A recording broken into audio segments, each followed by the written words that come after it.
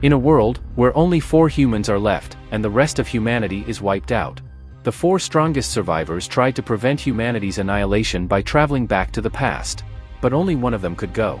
What's there to think about it? Isn't it obvious that who will go? The strongest among us, Kong Hansu, who has the power to grow infinitely. This is the story of the life of the legendary powerhouse, who returned to save humanity from its doom. Will he be able to save everyone? One day God created a new world. This world was created solely for the entertainment purpose of the god. The god named this world as Abyss. The god soon began to flood its creation into this world. After which a never-ending struggle and war began. For their survival, people began killing each other and monsters. The more they fought, the more reward they received from the god. Gods were enjoying this damn moment to their heart's content. Then among the corpses of monsters, a person is barely able to get up. This menacing dragon crushes this person with its claws and he spills out a mouthful of blood. He curses this world and its monsters, while the dragon is charging up for the next attack. And soon he passes away. His life espers just vanished and this lady concludes that Death Squad just passed away and it is the last 4 of them left, the rest of humanity have been wiped out. The people of the final Death Squad are Ares, Keldian, Kongtae, and Kong Hansu, our protagonist. They are the only hope for the survival of humanity. They possess an highly valued orb, the Archenial's time-space crystal. Through this only one person can return to the past. Tae says, isn't it pretty obvious that he should be the one who will go to past to correct things as he is the strongest one here? Keldian expected him to say something meaningful for once in his life, but he is just a total trash. Hey, stop joking around, we don't have much time left. The Valkyries we sent to the battle the Golden Dragon are already dead, it is not long before they get here. She then says that the only person who should go to past is you, Kong Hansu. He then recalls his past memories. He fought long, way too long, all those years. He fought over and over again. He is feeling hopeless as dying this way is fine too, I guess. Don't sound weak, Hansu, you are the only hope for the humanity. Don't give up on that. His friends also encourages him to cheer up a little bit. Keldian points out that he started 20 years later than them, and yet he still managed to gain same level of power as them in a shorter period of time. Had his abilities awakened 5 years earlier, then the present would have been totally different. Even this dude who always talk useless, talks something meaningful for the first time. He has very good skills and he is the right person for this job. But if don't want to go by any chance, then I am ready to go in your place. If that is possible, then I could get all the items that I couldn't get before. Haha, just kidding, you can take all the stuff that you could not get in this life, you are the one going anyway. Slowly Hansu stands up and goes towards the space-time crystal and he is about to leave. Then suddenly the ground above them rumbles, they found them. The Golden Dragon have come to get them. His friends encourages him to hurry up, they will hold off the dragon for him, he should go quick. They immediately start working on activating the crystal. He asks Ares and Tae to hold off the falling rebel. Ares dashes forward to the dragon. She taps her staff on the ground activating a boost spell and from her behind, Tae enters the battle and starts the killing the monsters. But he is pushed back when the Golden Dragon hits him with its claws. He is clearly struggling to hold off the dragon attack and our protagonist wants to go and help him out. But Keldian stops him saying that his main weapon is broken and he should leave this place ASAP. Before leaving, Ares advises him to not set people aside when he finds them annoying. The most important of all, he should take care of himself. With a faint smile, he replies that he will try. She says that he is the same as ever and leaves the rest to Keldian. Keldian also gives him a piece of advice before he leaves, that he should not kill needlessly, but should also not give mercy to those people who brought harm during the war. He should save only those who deserve to live. He also mentions name of a person whom he must kill absolutely. Now with a determination in his eyes, Keldian sets him off for the past. His book pages flips ferociously and the space crystals start moving. They all finally say goodbye to him. Our protagonist is then reincarnated. A woman is asking people where her child is, while another man is inquiring what even is this place. A green light emerges in front of them. Hansu smiles secretly remarking that it has worked and he has regressed to past. This time he won't fail. All the people are shocked and startled that what is this place that they are in. Some people start picking fight with others, while some child parents are missing. He thinks that since all of them appeared in this other world so they don't have an idea about it. Till this date, he remembers that the year he was born, hundreds of people went missing, and the number kept growing after that. Soon when he turned to 20 years, a gate opened and he also went missing due to an unknown power. The world in which he arrived was the Abyss and it grew larger by devouring other dimensions. The people who arrived first learned skills and gained some superpower. But this world was also filled with strange-looking monsters. In this world there were no rules and regulations, so violence was a part of daily ritual. When everyone arrived at the other world, a door to the abyss opened and from that world came terrifying and overpowered monsters. As of now, all of these events will happen 5 years in future, so he should get stronger by then. He is a bit sad that the skills and strength he gained from previous life didn't transfer to this life. Anyway, this was the time for God's assistant to welcome the newcomers. People point upward to a crack in the sky, they think that the sky is falling. But to their astonishment, a cute-looking dragon comes out of the crack. He clears his throat and welcomes them, announcing that he is the assistant fairy. He is there to introduce them to about this new world they entered. Hansu thinks that these fake bastards, in their proceeding they tell everyone to fight and beat each other up. While the demon fairy is making a speech, a guy interrupts him and demands to be sent home. With an angry face he replies that in this world there is infinite freedom for everyone, here are no law, order, morals or ethics, which means that they are free to do anything they want. Not just that, all the physical limitations that were weighing them down will disappear. It depends on what they do, they can infinitely grow stronger, just like what you used to see heroes in movies. Isn't that amazing, right? Here I will show you a quick demonstration. He then snaps his fingers and the person standing in front of him is immediately killed by an invisible force. For a moment he doesn't understand what just happened, but afterward he cries in agony. Other people are stunned to witness a cold-blooded murder in front of them. While the monster chuckles, he says that he doesn't like the people who are loud and talk a lot. Panic began to set in the crowd and everyone starts running. Again with a finger snap, he kills a bunch more people. Onlookers are horrified on countless murder. Hey, didn't I told you just now that I don't like people are loud? Phew, now that everything is quiet, isn't it quite pleasant? Now the thing you are looking at right now is called a rune. One can obtain by killing anything that's alive, whether they be humans or monsters. There are 8 types of crystals that look similar to this one and they appear randomly.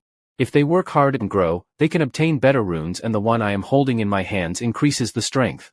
Okay, so who wants to take this? Then a hand raises in the air, it is no one other than Hansu. Demon Fairy likes this young man's enthusiastic attitude and hands him over the rune. Hansu thinks that it has been quite a while since he used one. Demon Fairy explains that scientifically his muscles have a lift weight of 117.1 kilograms, but after consuming this crystal it will go up to 122.3 kilograms. Demon Fairy is baffled at looking Hansu's expressionless face. Hansu thinks this is all boring as he already knows it from his previous life. Fairy Demon continues saying that runes have different effects depending on their type. These abilities can't be explained by science. Should I show you the abilities one more time? Is there someone who wants to volunteer?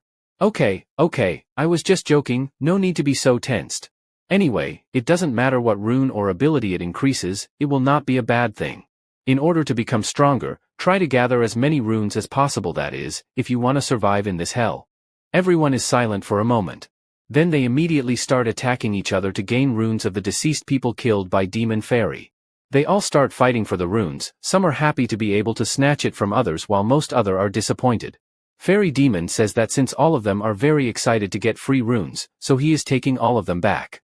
Everyone is heartbroken on missing such a golden opportunity. Then he says that if they touch their right ear, a window will pop up, showcasing their stats. He further explains that normally human stats are at an average of 10 when they start. Kong Hansu looks at his status window and he sees that his strength has increased by 1. He thinks that he can gather more runes by hunting monsters. The Fairy Demon gives them a last reminder that they can acquire runes anywhere as long as they kill a living being, doesn't matter who that living being is.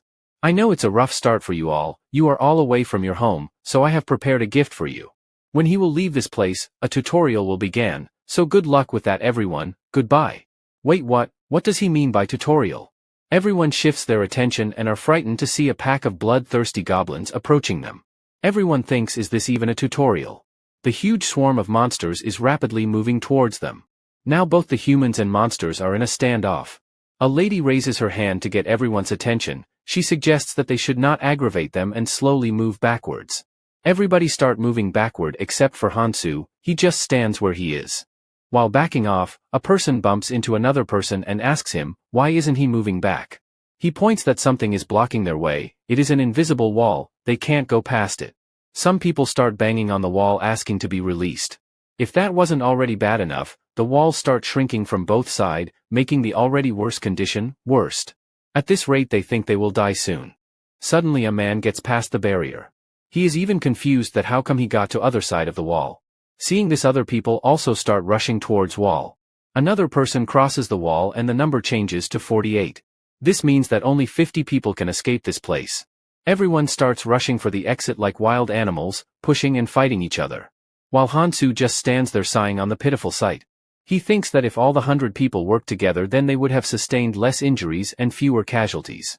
When he first arrived here in previous life, 40 people died to goblins. Out of all the people who could not pass the wall, only 10 survived. But this time, it's going to be different. Then he pulls a dagger from his back and kills a goblin while saving this fellow person life. Another goblin charges at him from air, swings his bat towards Hansu. But he just casually catches his hand and slices the goblin throat. Other goblin, on looking this, changes their target to Hansu. Hansu, now with a determined look, thinks he will chop them piece by piece. After a long battle, he finally kills all the incoming goblins. He thinks that it's a bit uncomfortable for him as this is his body from 10 years ago. But all that pain was worth it. His dexterity skills has increased by 0.1. Dexterity increases the user speed and reaction time. A goblin plans to sneak attack Hansu from behind. He throws his dagger at him, but Hansu easily dodged it with the help of his increased dexterity skills. Then with a swift motion he throws his knife at the goblin head, thus killing him in one shot. Other goblin becomes aggravated and charges forward at Hansu. He didn't expect any less from goblins. They charge head-on when they smell delicious human blood. Then with a sonic speed he leaps forward and cuts all the 3 goblin in one attack. He then collects the rune that came out of their body. Everyone is shocked to see a daring young man fighting all alone. Now the human who were not able to get past the barrier are left with no choice but to fight for their life. They charge forward to attack the goblins, while Hansu on other hand is dealing with the monsters all alone. He thinks that there is no need to rush at the beginning, but this is also not the time to be idle. Considering this place is vast, so there will be an immeasurable amount of monsters. The people who come here for first time, they will be protected in the tutorial area for 3 months. Once the 3-month period ends, the tutorial area passes away, and they will have to face the people who have been here in this world for 2 to 3 years. No matter how unfair it is, he needs to grow stronger, even if it is just a little. He is grateful to return to past. Everyone is shocked to see a pile of dead goblins lying around Hansu. They can't even comprehend that how come he soloed so many goblins while they struggled to even fend off one. Demon Fairy comes back to check them and he is impressed by everyone's performance. He thinks that surely they must have worked hard to survive, and also a decent number of participants are left too. Now they know how to survive in this world. He removed the barrier and gives them best wishes to struggle like a loser. He is leaving as he has to play with other people's lives in other areas. People curses the Demon Fairy for putting them into this hell. Hansu checks on his stats and comparing them to his previous life considers them to be not that bad. On top of that he received a blade as a symbol of courtship from the Demon Fairy. He thinks about how should he proceed from here on. He needs to get stronger quickly. He thinks what his friends would have done if they were in his place.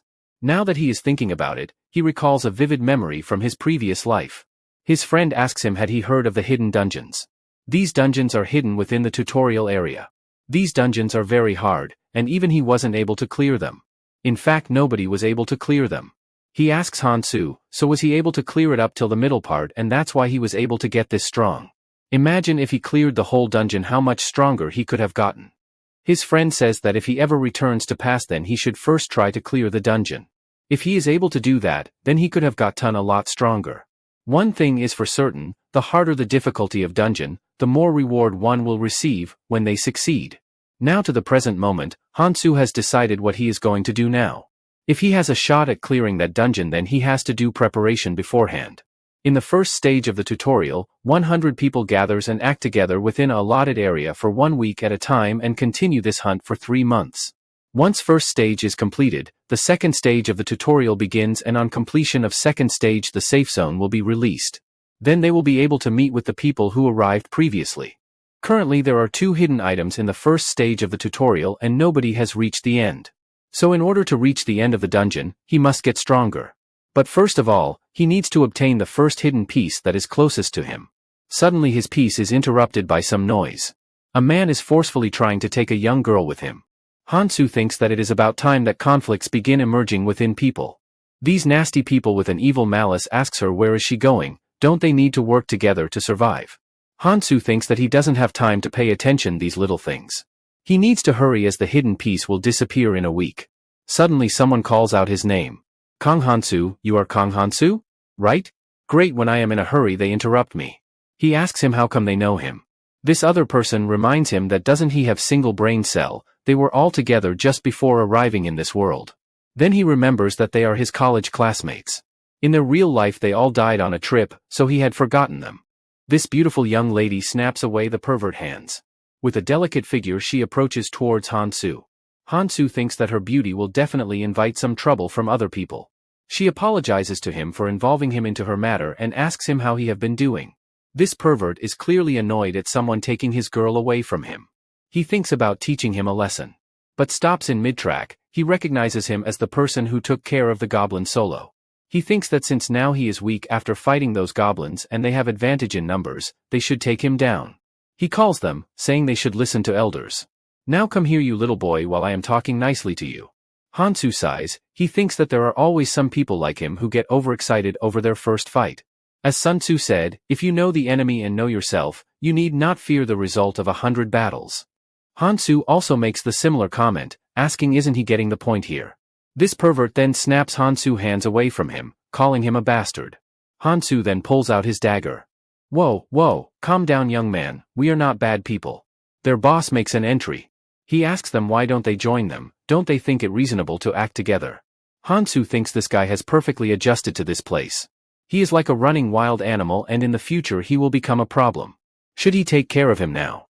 But remembers Chaldean words, that there is no reason to kill needlessly unless the person bring harm during the Great War. He also remembers Erie's word, to not push away people much and take care of himself. He thinks that there is no reason to take care of these guys right now, when left alone they will automatically self-destruct. With that he takes his leave. The pervert man asks his boss isn't he going to kill that bastard. To which he replies, that little punk isn't important. What's important right now is to set order and show our dominance in this place. He likes this place as in here the strong rules, this is a very good opportunity and we should not miss it. After which he too takes his leave from the scene. His friend says what is wrong with that guy, he looked way more scarier than goblins. He thought Hansu was a strange guy to begin with but he didn't know that he was like that from start. He didn't have any parents and always sat dazed in the corner. He then asks, why did he acted like he didn't know them? Hansu while thinking for a while replies that it is a memory loss. His friends are in utter disbelief, while Mihi laughs on hearing this. Hansu pities her, she would have lived a comfortable life, but here beauty is a double-edged sword. If utilized well, it could become a powerful weapon. He thinks that they will do alright. The scene then shifts and Hansu's group is walking along a desolate road. They have been walking for such a long time and they don't even know where they are headed, do they even have a destination? Mihi also asks Hansu where they are going. To which he replies that they will know once they reach there. He thinks that they have finally reached the destination. It is a subway station where the hidden piece is located. The station's name is Gangnam Station. Mihi asks Hansu, of all the places why did we come here? Hansu thinks that he can't be bothered to explain every little things, hadn't it been for Erie's scolding, he would be going around just alone. He thinks that he has no choice but to answer her question. He says that he has a hunch, he explains that in return for losing his memory, he has gained a superpower. Everyone is shocked to hear the term superpowers. Hansu thinks that this is the most reasonable thing he could have said, as fairies exist here so superpowers can also coexist. A group member asks, do we have to follow him down the subway? Hansu replies that it is up to them whether they want to follow him or not. He is not gonna force them anyway. He then proceeds to enter the subway. Others not knowing what to do willingly follows Hansu into the subway.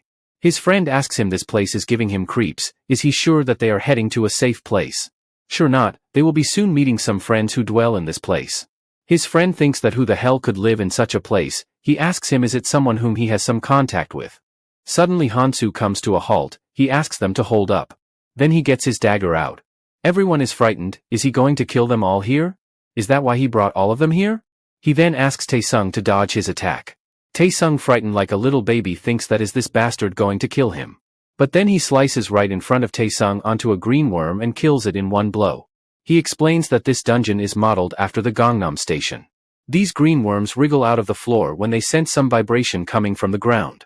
Since they hate sunlight, so they normally don't come out of the ground and if they get bit by it, their flesh will be easily torn off. After getting bit, they will faint and die even before they can do anything about it. All of them are terrified that these creatures will just kill them in a bite. Hansu then demonstrates an easy way to deal with these creatures. Now within few minutes all of them are able to kill the green worms. Hansu thinks that these 4 guys are useful. But this guy hasn't been able to kill a single one of the green worms. He then walks towards him, says that, if he is not confident enough then he should stand on top of unbroken marble slabs. The moment a worm comes out, he will be able to easily spot it and kill it. All he needs to be careful of is that they don't bite his hands. The rest of the member are getting the hang of it. They compare killing these monsters to the game of whack-a-mole. This headphone guy is completely demoralized. He then tries to muster up courage to kill a worm. But when one shows up, he wets his pants like a 2-year-old baby. But Hansu just comes in time and slices the monster into pieces, thus saving this headphone guy life. Hansu thinks that such type of people will only end up becoming a burden for them. Sung comes forward and inquires about how does he already know what's going to happen ahead of time. Can't he tell his secret? My secret? I told you that already. I have superpowers. Everyone is dumbfounded about the answer. Instead of asking question they should better focus on hunting. After hunting for a while, they clear up the place. Hansu asks them why aren't they picking up the runes. Mihi replies that they thought it would be a good idea if he takes all the runes and in return protect them, just like a person carrying the rest of group. She thinks that they will not get stronger just by collecting runes. So the better thing to do will be to give all the runes to him and in return he protect them?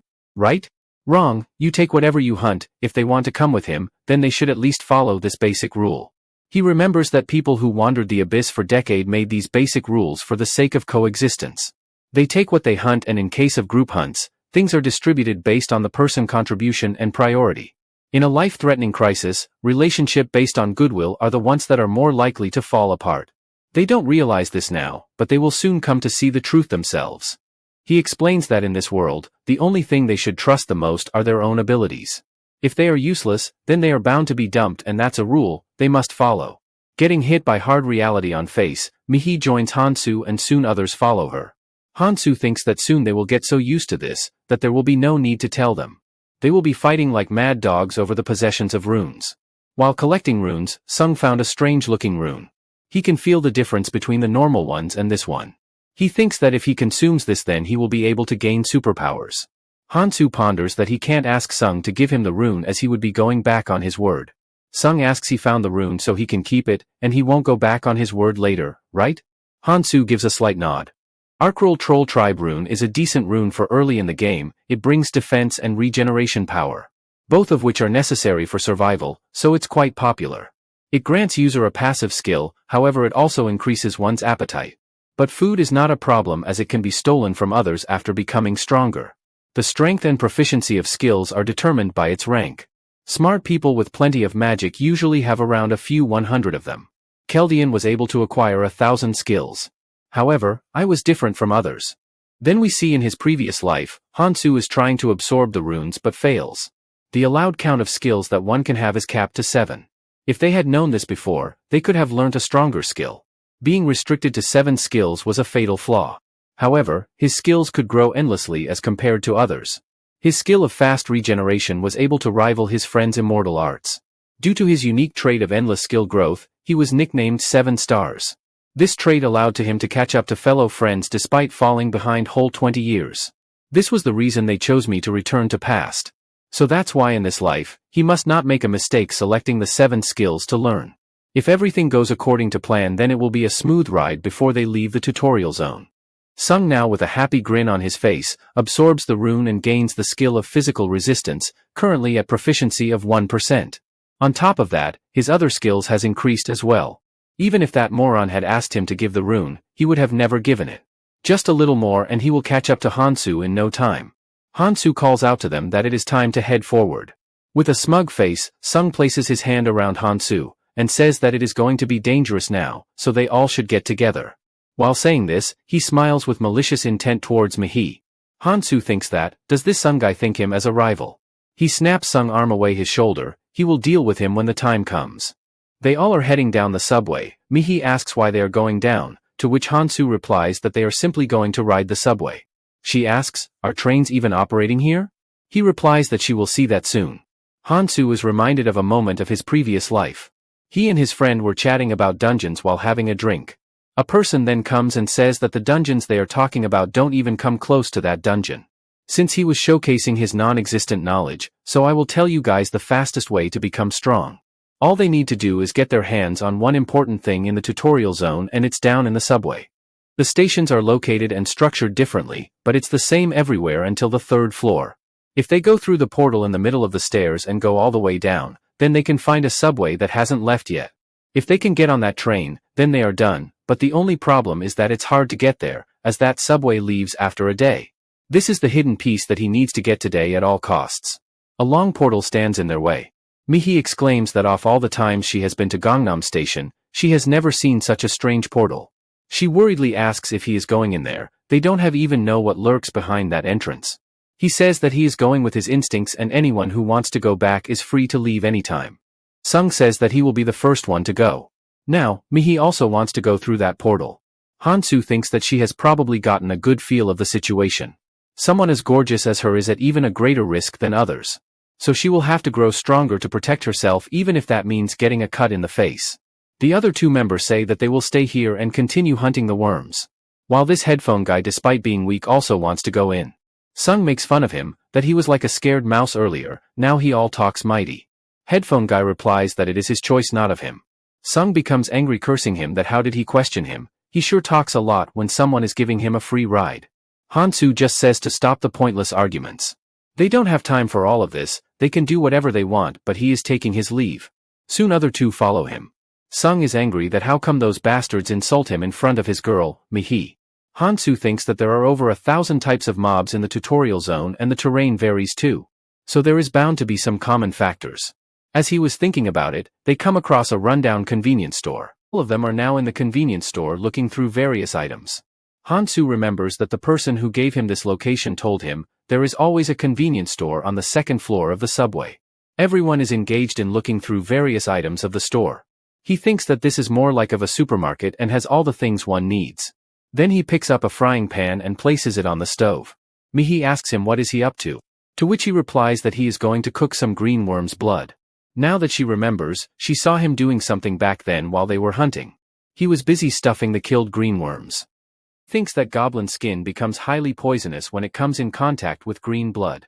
Since goblins evolved to survive against the green worms, and their venom is extremely potent, so it will make a high-quality poison. Sung comes like a 5-year-old child asking for some food that he was cooking. Hansu says that it is poison. What the hell? If it's poison, he should first tell that to people. Hey, aren't you the one who came after smelling it? Mihi asks him that they never thought of cooking it, then how did he know about it? You all know, it is my superpower, my brain is filled up with knowledge. Sung is agitated that he always evades that question. In reality, Hansu thinks that his brain would have exploded from memorizing all of the ingredients. Even if he returned to past without knowledge, then everything will be useless. What matters is the amount of information one can remember, and reinforcing them is very important as well. In his previous life, Keldian is teaching them something important. Also, they should be careful not to share this information with anyone. Future knowledge will only fasten the decay of the abyss. So they should only unravel this knowledge as planned when they really need it. Without exact ratio and boiling time, this poison would be useless. Once it is done, he then pours it into a bottle and spreads it onto his sword. He asks him can they also use it. They cheer up when he replies that sure, why not, but in return they will have to give him half of the strength or stamina rune they collect by killing the monsters. Sung says that he is charging way too much for a one-time use only. Hansu replies that if he wished then he could give it to them for free. But in the long run, that's not a great idea. He thinks that in this world one-sided relationships tend to fall apart easily. Mihi volunteers first, she will pay him back later. Hansu hands her over the poisonous bottle, advising her to be cautious while pouring it. If it gets on her hand then it will be painful. Sung can't come up with idea to snatch that bottle from him. So he has to give in to demands of Hansu. He will also pay him later, and headphone guy also chimes in. They then take turn putting the poison on their sword. He then picks up his backpack and is prepared for the journey ahead. His friends are also ready, but then Hansu just stares at them. He says that do they plan to become other people bait with that big backpack? Unless they want to live their life fighting, they should leave them here. Besides, if they sweep up everything like that, other people will chase them down with their lives on the lines. So it is better to leave some stuff behind. He first thought of him as a quiet person, but she now sees him more than a great fighter. She thinks can't she also get a superpower like that? She has to survive here for the rest of her life. She doesn't want to die at any cost. For that she has to become stronger, and if there is Hansu then she doesn't need to fear about anything. Sung is frustrated with some plot developing between Hansu and Mihi. He doesn't like this one bit. In frustration he tosses his bag to the headphone guy. Then he goes on to call Hansu in a hatred tone. The superpower he mentioned earlier, is there a way for them to get it? He replies that there could be a chance. First they cheer up and again asks him. When he reassures them, their face brighten up like a blossoming flower. Hansu thinks that among the people who came to this world, several people developed special powers that they didn't have in reality. So if someone's not of any use to you, the simple thing to do was to get rid of them. Sung asks him that why is he being rude, is it because of he got angry at him at the start? Hansu remarks that this is something that he is not used to as he usually doesn't talk much. In his past life he fought countless species of the abyss creatures that kept increasing with time, and slowly the hope of survival dwindled and the despair dulled everything. Sung thinks what happened to him all of a sudden acting all that alone, did he hit his head or something? If it hadn't been for his damn superpower then he would not have been his underling. He thinks that he only needs to wait till he gets stronger, and after getting rid of this Hansu, he will do all the things he want with Mihi. His lewd thoughts are interrupted by Hansu's sudden gesture to halt. He then inspects the sticky substance on the ground. Judging from the type of slime, it doesn't belong to a sword snail. Neither does it have a distinctive sour odor nor this could be of slashed-up zombie. So that leaves only one possibility. This is of the creature land mermaid. And mermaid are not the quickest creatures but if someone gets hit by their paralyzing venom, then it might sever their limbs. But our protagonist have a plan for this. Sung says to stop acting like you know it all. Hansu ignoring Sung, asks them to follow him, he will show them something interesting. Interesting? What could he be talking about? Since they don't have gasoline here, so this makeshift Molotov will do just the right work. Mihi asks aren't these the firebombs from convenience store earlier? Sung says that this superpower is quite convenient for him. Doesn't he prefer this place to the original world? He can do whatever he wants. If he had a power like that then he will be able to do anything he wishes for. He asks what's wrong with him looking at him like that. Hansu's brain is clashing inside whether to keep this guy alive or drop him dead. He sighs and then proceeds to explain his plan. When one person throws the firebomb, the other three will come forward and attack. The one at the front line will have priority to receive the runes. Sung beaming with confidence says that he will take the lead, someone competent should take frontline, just like me. Hansu asks who will throw the firebomb then. Both Mihi and headphone guy raises their hand, he asks them to come to an agreement, who's going to throw it? He thinks arguing with Mihi is kinda hard as she is so cute. Okay fine, both of you can take turns throwing it. Then start walking, this headphone guy thinks that how far will they keep going? He can't even back out at this point. He came here because he didn't want to be left behind, but are rest of them really okay with this? Hansu says to be alert, the land mermaids are coming towards us. Mihi, quickly throw a bottle towards the source of the noise. She thinks this is the moment, she can't mess up. Now with a bit of determination she throws the bottle at the mermaid and the mermaid burns in agony. Mihi exclaims that she got one. Hansu says okay good, now the rest of us will start attacking the mermaid, be careful don't let the venom hit you. Hansu immediately dashes forward and kills off a mermaid in one swing. Sung thinks this bastard is taking all the runes for himself. He can't lose to a guy like him. He is busy in his thoughts a mermaid latches onto him. He is caught off guard, he swings his dagger but misses it, but the poison takes the effects on the mermaid and kills it. He exclaims that this poison works quite well. Hansu remarks that poison he gave them is worth the runes. Sung thinks with this he can catch up to him in no time. Even I too think that this guy needs a reality check, he is too obsessed with getting his ass kicked. Anyway onto the story, Mihi and headphone guy are throwing Molotovs while Hansu and Sung are dealing with monsters at the close quarter range. Just as expected in a fight against a flammable creature, bringing firebombs was an excellent choice. Even though this blade has gotten dull but the poison is doing a great job of killing these creatures. In the middle of fight, Sung gets greedy on looking runes, he thinks that, yes, all these runes are mine, they all belong to me. Unaware of his surrounding a mermaid spits out poisonous venom and it hits him in the leg. Instead of worrying about his leg safety, he thinks that everyone is looking at him, this is so humiliating. He gets cornered by the mermaids and there is not one or two of them but a dozen of them. Panicked and frightened he begs someone to help him. He on seeing this prepares to throw a firebomb, but she has run out of it. So she asks the headphone guy to switch with her in place. This guy is clearly having a hard time lighting up a Molotov and once he is about to light it up, a mermaid creeps up to him from the floor. Completely freaked out, he tosses the unburnt Molotov in the wrong direction. Sung now becoming more frustrated curses him, that he is a useless dumbass. The headphone guy was about to be attacked but is saved by Hansu in the nick of the time. He explains to them to calm down and follow the plan. If they just do that, there won't be any problems. Okay, it's time to take a break and collect the runes. Sung thinks that he almost died there, thanks to his skill that he has already healed. Hansu points out that if he improves his stamina and rest for a while, then he will recover faster. Now come and take your runes. He is bewildered to see that he is getting much less runes. This guy is scamming him. He then notices the headphone guy. With a devil's face, he thinks that he could take his runes as well. He calls out to him while he is picking up the runes. Sung then suddenly grabs his throat and lifts him, looking at him as if he will devour him right now. Sung is almost about to kill him. He says that because of him, he could have died. Can't he throw a damn Molotov correctly? Mihi interrupts them from fighting further. She scolds him to let go of Sangjin quickly. At this rate he is going to die. Sung just throws him off the ground. He then approaches him and lifts him by his head. He remarks that not long ago he was crawling with his head down. Now it seems like he has forgotten his place. He should just follow others for the rest of his life like his dad used to do, and, as for these runes, I will be taking them for myself. But then he is interrupted by Hansu. He comments that this is not his share. Sung proclaims that is he really gonna give those precious runes to this damn bum? Giving to him is same as throwing in them in the dustbin. Even if we give him, what will he do with that? They should share the runes between themselves, and even they don't need the other people anyway. Hansu replies no matter what, the distribution must be fair. He's not the one who should mess with someone else's livelihood in first place. Frustrated, he walks away from the scene muttering that he will regret it later. He gives the headphone guy some life advice to watch over his shares by himself. He will not be there always. Mihi approaches Hansu, asking is he annoyed because of them? With the current situation that we are in, seeing infights must be frustrating for him. Hansu replies that it is alright with him, he is not gonna complain about something that they are bad at. He further asks him if he is going to move around with them till the end. He acts like if he would leave them at any moment. He just says that it is up to them to follow him or not. So far they all are doing pretty well, so they don't have to worry about it. While walking through corpses he examines that mostly strength and stamina runes have dropped.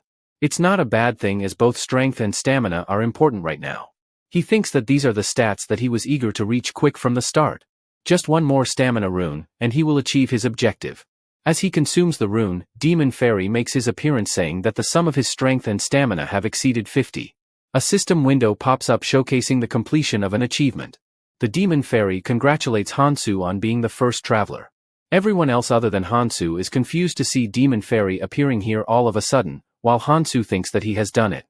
Demon Fairy recognizes Hansu as the one who raised his hand to get the crystal for the first time. He was wondering who could have completed the quest so fast. In the end his intuition wasn't wrong. Demon Fairy loves these type of people, they are always willing to work hard.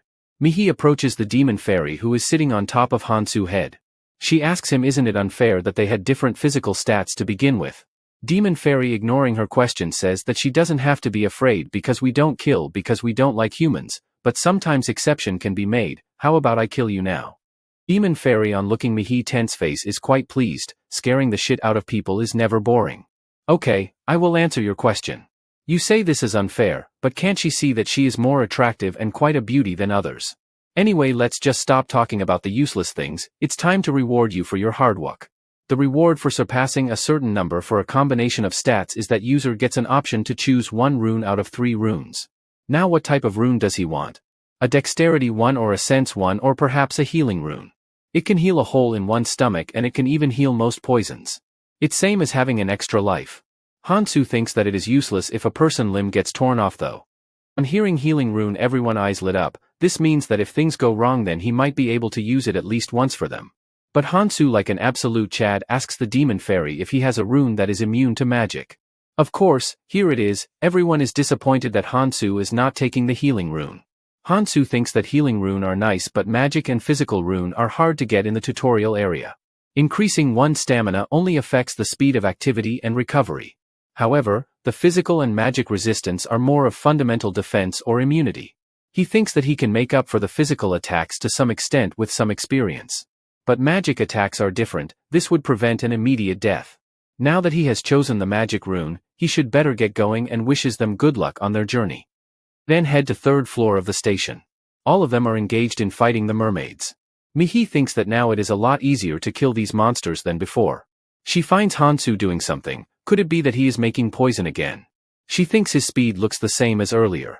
So she asks him that he has got so many runes, then why hasn't his speed increased? Hansu thinks that she has quite a sharp eye. He points out to his hand, it's because of this. One can collect rune like this, all they have to do is put their hands out while thinking about collecting them and they will be stored within you. She asks how did he know about that. He replies that it is because of his superpower. She then tries to absorb one into her body. But Hansu just says that there is no point in copying him. They should not do this because first of all, it slows down the hunt, second is that if he dies then the runes he collected will be meaningless. Runes collected this way will drop when he dies. Headphone guy asks him then what is the point of collecting them. He replies that he will trade with them later. Even though it's hard for it to happen right now, but once some rules are established, they can be used as a substitute for money in the tutorial zone. He tells them that they can't do this. So they should better pick them one by one. Sung says that just because they listen to him, is that why he looks down on them? Why can't they do what he can do? Hansu thinks that these guys don't understand where they stand. Anyway, since they are in for a long journey. So he calls out for everyone's attention. Whether they follow him or collect runes, it's up to them. But right now they must listen to him. Saying this he drops his sword and asks them to hand over their weapons to him. Sung says is he out of his damn mind, are you a robber or what? You already have your weapon, so why are you asking us to hand over our weapons?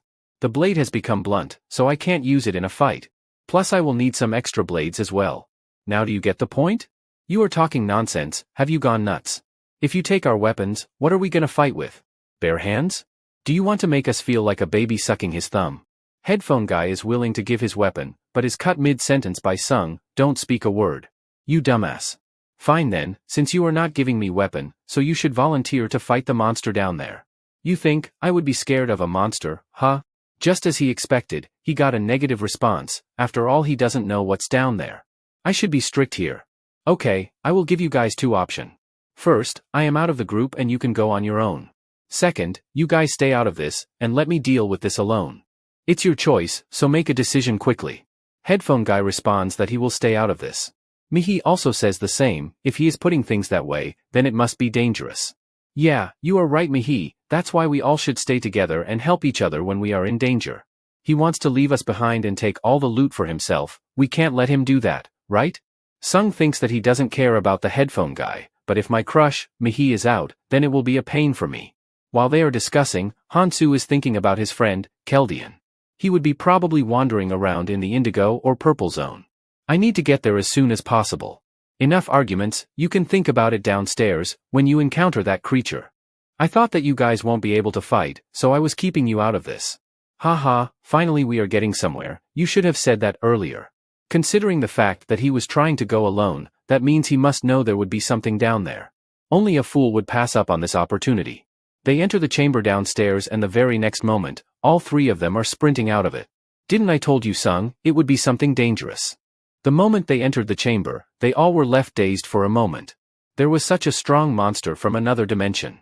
I can't believe that bastard is going to fight him alone. Now both Hansu and the giant snake are in a standoff. When Snake is getting ready to attack, Hansu drops his bag. Already knowing the attack, he quickly hides behind a pillar. After which the snake blasts out a red beam of energy from its mouth. The beam is so powerful that it destroys the pillar behind which Hansu was hiding. I expected this, thanks to my magic resistance, I was able to bear the attack. This snake has powerful shock-wave magic attacks.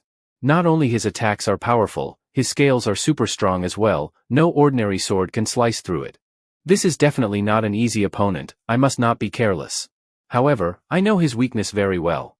After which Hansu leaves his hiding place and proceeds to attack the snake. He remarks that even though its scales are very strong, but the area between the scales are bound to be weak. Once he thrusted the knife onto the snake weakness, it cries in agony. Leaving his knife on the snake scales, Hansu steps back. Now becoming agitated, fires another beam of shock wave, which Hansu manages to evade in time. The next attack lands directly on him. Because of increased magic resistance, he is able to withstand the attack. Before he even got the time to recover, the snake smashes him with his tail and he hits the wall super hard. He thinks he would be dead if he didn't stab the snake with poison on the knife. It has slowly began to take the effect. Even though it is highly resistant to physical attacks, but he is still vulnerable to poison. Now he is left with only 5 blades, so he must use them wisely. Now how about we have a little fun, right? Mihi abruptly stops while running, even though they are quite far, but they can still hear the screams echoing all the way here. Hansu is all alone, will he be okay? Hey Mihi, why aren't you coming? We don't have any daggers, so we need to restock them at the convenience store. A bit puzzled in her decision, she finally decides that she has to see Hansu. She is worried for his safety. Sung tries to stop her, but she didn't listen to him. All these damn pieces of shit. They don't even listen to me ever since I got here. Screw it, we have to go back, we can't leave her behind in this dangerous place. After which all three of them start going back. Hansu. Hansu, are you okay? Oh my gosh. She sees Hansu barely hanging there, he is in a life or death situation. Hansu thinks he stalled for too long, he should have ended this sooner. After which he hardens his grip on the knife and plunges into the snake mouth. Not able to bear the pain, he lets go of Hansu, and he lands perfectly on the ground. This is good enough, I have managed to stab him 3 times. Even though it chewed my arm pretty badly, but I don't have to worry much about it, my stamina will soon heal it. In later stages, these creatures exhibit enhanced resistance and healing abilities due to their evolved characteristics. Soon these poison will become ineffective. However, using poison at the early stages is quite an effective method. I wouldn't have come this far without paralyzing poison. Hansu stands like an absolute Chad after defeating the snake alone. Mihi rushes forward, asking is he alright? You guys are still here, didn't I told you to leave? I came because I was worried, is your arm okay Hansu? It's just a scratch and it has already started to heal, so don't worry about it.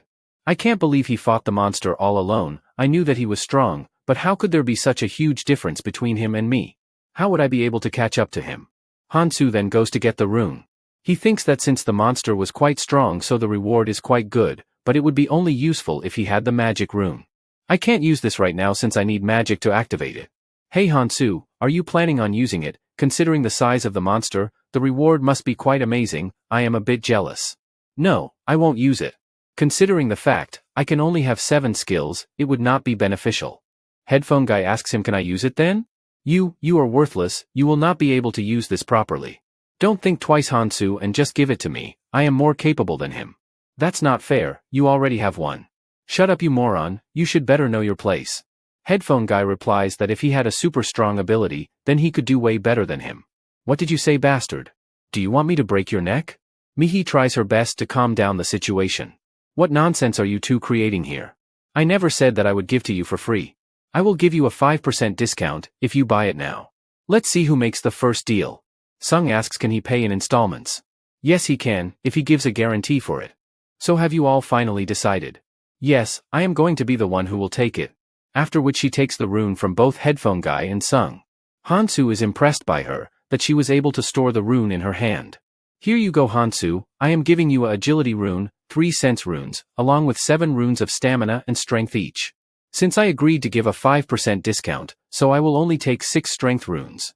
You are very generous Hansu. In return he gives her advice, she shouldn't get into the habit of getting free stuff in a place like this, otherwise she will die in no time. You should understand, there is no deal without a price. Now let's move forward. Since there was a scaled snake, so there must be some Zooterium nearby. While fighting the giant snake, I saw them close. He then breaks a crystal and goes on to doing something. Both Headphone Guy and Mihi thinks that he must be using his superpower. Is he making something sharp? It appears metallic but feels soft. Hansu then stands and moves back to the giant snake to get his knife. They both think what could he be possible making this time. While Sung asks what they are doing, Hansu then chops the organs of the snake like a butcher and takes out his trusty boiling pan. Sung asks what is he up to, does he plan to make poison again? No, it's different this time. The scales of the snake's skin are quite strong, so a good weapon can be crafted from it. He read about this in the book, that by using snake scales, a needle-like weapon can be made. Though the needle has a limited area of effect, making it challenging to inflict a secondary damage. However, if you can pinpoint the opponent's weakness accurately, and you are confident in your ability to hit that weakness, then this needles is the best choice. The tip is a bit blunt, since I crafted it by hand, but it should get the work done. Considering the time alchemist takes to refine a weapon, this weapon is worth the effort. I would need this weapon to break through the defense of the monster who is protecting the second hidden piece. He then wraps leather around the end of the weapon which will serve as handle. Perfect, this weapon seems useful now. Sung is just standing there watching him build the weapon. When he sees the weapon, he asks can he buy that? I will give you all of my runes, just to buy that. Considering the amount of work he put in to make it, this is surely nothing compared to his current weapon. Hansu replies that it's a tricky weapon to use. I can sell it you, but you see I have run out of materials to make another one. Oh, I see, so he used all of it for himself, such a selfish bastard. There will surely be better stuff up ahead, so I must endure it. Looks like we have reached the final destination. There is electricity and the subway's clean. On top of that, seeing how quiet Hansu is right now. So they might very soon reach the treasure room. All of them start boarding the train. Hansu asks them, why are they boarding the train? This is for one person only, so get out. Hey, didn't you hear me? This is for one person, so just get off it. He then comfortably sits in the train. Headphone Guys points out that he could be wrong and the train is too spacious for only one person. Hey, what rule says you are the only one who could go? It's not fair, we fought alongside you, so we must reap the rewards together. You are only able to come this far from our help. Ha, help you say. These fools, they don't understand that I carried them all here. Yeah, of course there is no rule that says I have to go first, and because there are no rules in this world. So they can either get off the train or settle the score with him here. Go ahead and discuss this later with a lawyer, that Hansu threatened to kill us. Choose any of the two options, it's your choice. The train then departs the station, leaving behind the three losers. Sung is agitated with Hansu behavior, all he does is some crazy shit. Back to what really happened. Sung is thinking if all three of them attack Hansu, then they might stand a chance. If they win, they will get all of his weapons and runes. Even if they lose, then they can beg on his feet to spare their life. He wouldn't kill them? It might be worth the risk. But those eyes freaked me out. If I even made the slightest move, he would not have hesitated to kill me on the spot. I know he is capable of more than that. Mihi thinks that they might have pushed him too much. We owe him for getting us this far. We shouldn't have provoked him like that. Okay, let's move on, we need to keep going. These idiots, they don't understand that what matters here is strength, so they must do anything to gain power. What's wrong there in wanting to achieve more power? While traveling in the train, Hansu summarizes the information he has gathered so far. First, the subway will make stops at 20 stations along the journey. Second, the artifact found in each station is random. Third, once a station is passed, I can't go back to it. This structure causes mental conflict. Even if I get to the end, there will be no guarantee of a positive outcome. I am already at 12th station and so far I have managed to collect 8 weapons. Since these weapons are found in a hidden place, so all of them are of high quality. The other artifact reveals the monster's weakness, but it is not much useful for me as I already know the weakness of all the monsters. Hopefully at this station, I could get something better than a weapon, such as mobility boost. With that, I would be able to move freely in the battle. Suddenly he is shocked to find a certain item that he least expected to be here. It's Maniac's Cloud Smoke. When you put one of these bad boys in your mouth, your stats starts rising, and as you smoke the stats keep increasing. If you finish it and inhale the smoke, all the stats increases temporarily for 10 minutes. Yes, this is it, I can finally get back to smoking like the old times, these cigarettes. It has been quite a while since I last smoked. Every time I smoke, Eerie scolded me, pointing out that I looked like an old man. He imagines those words of Eerie's. She always used to say, that cigarettes doesn't suit me, he will only end up ruining his handsome face. Don't worry Eerie's, this time will be different. I won't smoke day and night. After traveling around the world in the train, he finally reaches back to the Gangnam station. It seems like all of them have left this place. There's still 4 days until the next hidden piece appears. For the next 2 days, I have 2 options. I can either focus on hunting and collecting runes or attempt the remaining missions. No need to think about it, I will do some mission.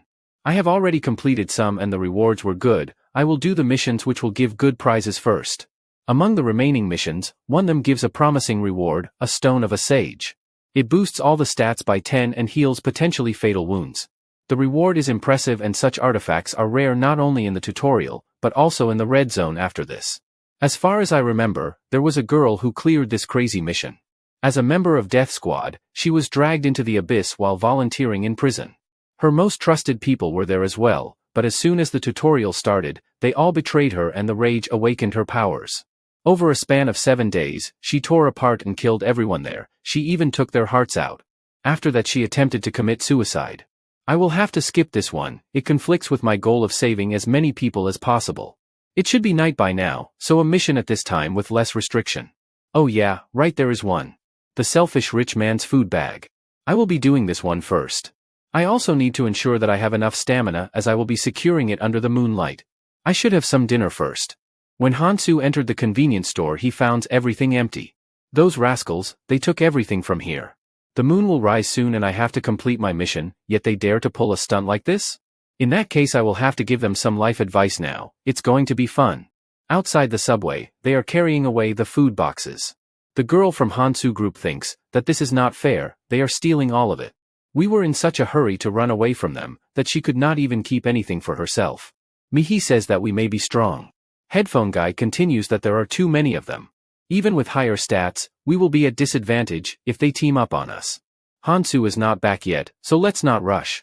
Whoa, I have never seen him talk so much. Mihi thinks that how were they able to figure out the store location in such a short period of time. The pervert gets a glimpse of the Hansu group and he waves at them. Sung says that they are to provoke us by showing off that they are taking all of the juicy stuff. There is no need to respond to that, let's go now. We should able to find as many supplies somewhere else. That bastard waved at me, what does he think about of himself? I must teach him a lesson or two. Hey, you guys need food, don't you? There is a subway I know about. Don't you want to take it before someone else takes it all? Come with me, I will show you the way. You, why should we trust you? It looks like you are trying to set us up with that Hansu guy. You fool, don't you get the situation you are in? Follow me like a dog. What did you say, you rascal? You speak a lot, here have a punch, as your dinner. All of you combined here, can't match my level. You think that I would set up a trap for weakling like you?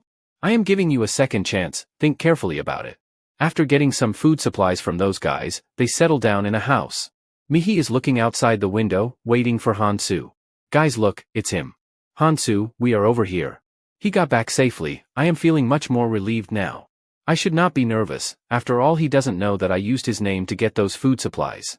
Even if I get caught I will make up some excuse. Hansu, we are in trouble, those people took all of the food from the convenience store. I know that, I saw the empty store on my way here. Okay, so how much do we have left? It's not much, we tried to gather as much as we could. Well, you know Hansu, things like that happen. But we don't have to worry about that. Since you are here, we can steal it back from those guys. I know it will be hard for you to take all of those guys alone, but Sung will help you if you want to. I will think about that later. Let's eat first. He just sneered at me. No, something seems off. He then slams the table, trying to assert his dominance. Oi, Hansu, you are very shameless, aren't you? We risked our life, we even had a near-death experience to get this food. Shouldn't you be offering something in return? Come on, just hand me over something, if you give something good, then I will consider about giving you something. Mihi, a bit scared from Sung, says we brought this for everyone, so why are you so angry? So are you trying to say that we just hand it over to him, without a price? You know the hardships I suffered to bring this food. Even among friendship, there should be some fairness. Since Hansu didn't help us, so he won't get anything without giving us something in return. After all, didn't someone say we shouldn't expect free things? Everyone gives a slight nod in agreement. Yes, this is my chance, if I can get everyone on my side, then this Hansu guy won't be a problem anymore. Let's see how long he will keep up that annoying attitude. What a shame, you losers. I don't have anything to give you for the meal. What do I do now? Come on, you have got plenty of stuff to share, show us what you got in there. What is he talking about? What did Hansu find in the subway? He just went to a secret place in the subway, so he must be hiding something good. He should share with us, right guys? Hansu, you don't have to be like this, he tries to convince him by dangling a chocolate in front of him. What does he thinks of me? Sung, you have learnt well. What do you mean? Stop changing the topic and just answer my question. I would have given you something, but his attitude is like a teenager. He thinks of us as equals.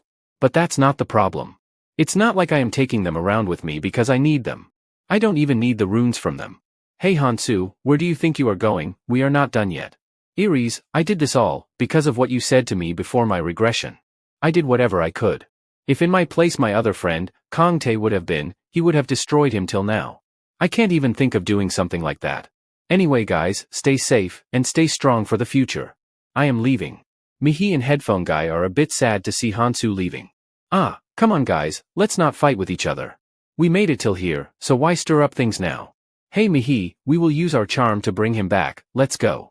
Let him go, if he wants to, there's no need to stop him. Get lost loser, still acting all that arrogant till the very end. He act like all that strong, but if we give him free stuff, he will come crawling back to us. We don't want him anyway. Mihi, where are you going? Are you ditching us to follow that punk? I also want to go with you Hansu. Please can I come with you? Mihi, I can't take you with me. Right, of course, I will only end up being a burden on you. But didn't I tell you that it is up to you if you want to tag along? Mihi becomes so happy that she blushes. She sees Hansu as a perfect guy. No, you can't go, Mihi. Hansu still hasn't given you runes, and headphone guy also haven't gotten his share. I would give you all of my runes. I can't let her leave. I don't care about others, but she is my crush. I want to be with her so badly. It's okay, Sung, because I am going with them. Oi, do you know what you are talking about? You can't act like this. You are still my underling. I will just have to tell my dad to get you locked up in jail. I took a stray dog like you in and now you came back barking at me. Know your place, loser, and treat me with utmost respect. What can your father do? We can't go back to Earth right now, and others don't know if we are even alive. So how are you going to tell your dad? At this point all of that doesn't matter anymore. I don't have any reason to listen to you anymore, got it? He still stood up against me, even after all I did to crush him. Whatever. Get lost, all of you. We have all the food anyway. Everything will be the same at other places. In the end you will only come back begging to me. All three of them walks alongside the desolate road. We should have brought some more food with us. We don't have much in our bags. Yes, you are right about that. While both of them are chatting, Hansu sees a cloth hanging in the store. Since my clothes got torn away while fighting against the giant snake, I will gladly take this free of cost. Whoa, Hansu looks handsome in those clothes, even though they are still the same. Alright, we still have some stuff to do, so let's not waste time here. Headphone guy is worried about his safety in this dangerous place. Even though Hansu has the power to do anything, but if he gets in trouble, then I will pretty much die here. Looking at his face I can sense what he is thinking right now. Anyway, it's about time that the moon shows up, as it's almost midnight. Midnight? Mihi's face turns pale on seeing something horrific. There is something strange about that moon. It seems much closer to us. Something unexpected happened. The moon opens its eyes. Mihi is shocked to see the moon having eyes. What's happening? The food. It's turning into sand. Mihi quickly checks her bag if the food she has is alright. No way, all of it has turned into sand. And what's that? Why are we seeing glowing figures? Are those people that we are seeing? Their locations are being exposed. Could that mean anyone could see our location too as well? I think all the people who are a bit away from us are glowing. They can see us through the walls. If that's the case, then everyone can see where others are. This world is basically setting us to fight each other. Hansu, did you know all about this? Oh come on guys, I may have superpowers, but I don't know about this one. I think he is lying. He is way too calm for a situation like this. Soon they hear screamings of people. People start blaming each other for eating the whole food supply. It's a total chaos. Voices of pain are heard all over the place. This world is truly a shitty place. This is the reason why I warned them not to take all of the stuff, as it will be useless, because as long as this moon is out, all the food that an individual has will disappear. Hansu, now where are you going? To do what needs to be done, at this time. Guys, what's going on? All the food we had, it just disappeared. What are we going to do now? Should we search for food somewhere else? They probably took all the food at the convenience store. That bastard Hansu, he knew about this all along. That damn superpower of his screwed us over again. Sung, look outside. I can see some people glowing at the street. It's the pervert guy looking for the kid who smashed his nose into pieces. If they come at us in a group, then we will have no chance of winning. Should we flee now and target them when they are scattered? We should just go to Hansu. Shut your damn mouth, you woman. Even if my life is in danger, I won't go back to him. At least show me some self-respect. Then tell me, genius, what do you plan to do? You think we can take them on? Staying here won't solve anything. Think about it this way, if they can't find us they will probably go after Hansu. We can then offer our assistance when Hansu's group ass are getting wiped out. Yeah, she is right, they can't fight that many people on their own. In that condition, we will be able to regain his trust. This seems just right. A temporary alliance with Hansu isn't a bad idea. This is a good chance for me. When I will save him from trouble, I will ask him to give something good in return. Yes, you are right, we should help those guys. Let's go. If we go quietly they will not notice us. Follow me, I know where they have gone. Huh, what's this? A sneak attack. Who on earth set this up? It's not even coming off easily. Hey guys, get me out of this quickly. Why are you just standing there and doing nothing? Try all you want, you little boy. It won't come off easily. You have two choices, you can try to run away and I will catch you like a mouse running away from cat, or you come here nicely and talk with me. We are out of this, you can keep Sung with you. You piece of trash, how dare you leave me behind? Oh my poor boy, you are still too young to use such harsh words. While you were busy gossiping, we were setting up our traps. This has gotten boring for me. Well, that's enough chit-chat. Now tell me, why are there only 3 of you here? Where did the others go? It seems like you won't open your mouth without a beating. Hey, stop it. I will tell you. Oh my gosh, that was close, he nearly squashed my feet. I will tell you everything you want to know, ask me anything. I am even ready to wash your ass if you want. That's not needed. Just lead us the way. Also, there is someone who wants to meet you. Everyone look, boss brought us a present. Now where were we? You punched my nose and it hurts so much. How about we do the same thing to you? These insects dare look down on me. I am humiliated because those bastards abandoned me. Don't overdo it, my slaves, beat him in moderation. Guys, did you just heard what the boss said? Let's beat the shit out of him in moderation. They all start stomping on Sung. Guys, I am so happy to see Sung being used like a punching bag. He was annoying our MC for such a long time, so he deserves it. Anyway, on to the story. How dare they abandon me in the den of lion? I will kill all of them, I will take my revenge. Both of them now come running to Hansu. They are shocked to see them cooking something. Guys, what are you doing right now? It seems like as if you are here for camping. Hansu thinks that by now they would have realized that all the food is gone, so that's why they came back to me. This smells delicious, let's eat together. Hansu then picks up his weapon and slashes the ground in front of her. Hey, are you out of your damn mind or what? Take a step further and I will kill you. Hansu, stop this childish behavior, it's not like we fought with you. You know it's Sung who is at the fault. What should we do so that you let us in?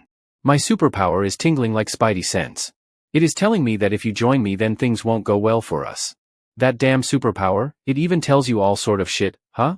It tell me other stuff too, would you like to know? Right now it is telling me that it is dangerous with two of you being here. He caught on that quickly that we brought him trouble. Soon the pervert guy gang arrives at the scene. The boss of the gang and Hansu makes eye contact with each other. Oh, so it's these people who are creating a problem here. There is too many of them, how are we going to deal with them? Does Hansu has a plan for this? Hansu, unfazed with the situation, explains to us about selfish rich man's food bag. The condition to acquire it are simple. One has to cook and eat as much food as possible while the moon is out. Although, the first condition is simple, but the other condition is that one has to be selfish. The person who doesn't share with anyone and eats it all alone. This is the only way to get this reward. Even though other people beg and do my dirty chores, I will just have to consume the food without sharing. In such circumstances, I will have to keep my calm. The girl who ran away earlier sees Sung walking towards her. Sung, your face, it's all bruised up, are you okay? Shut up, you idiots, how dare you leave me behind? We didn't leave you behind because we were scared, but we went to get some help, you see. Bullshit. Is this how you help your friend, by abandoning them? Calm down, my pet, calm down. There is no need to bark so much. Well, we meet again, young man. You have got some good skills in finding food. Now why don't you tell us how did you got it?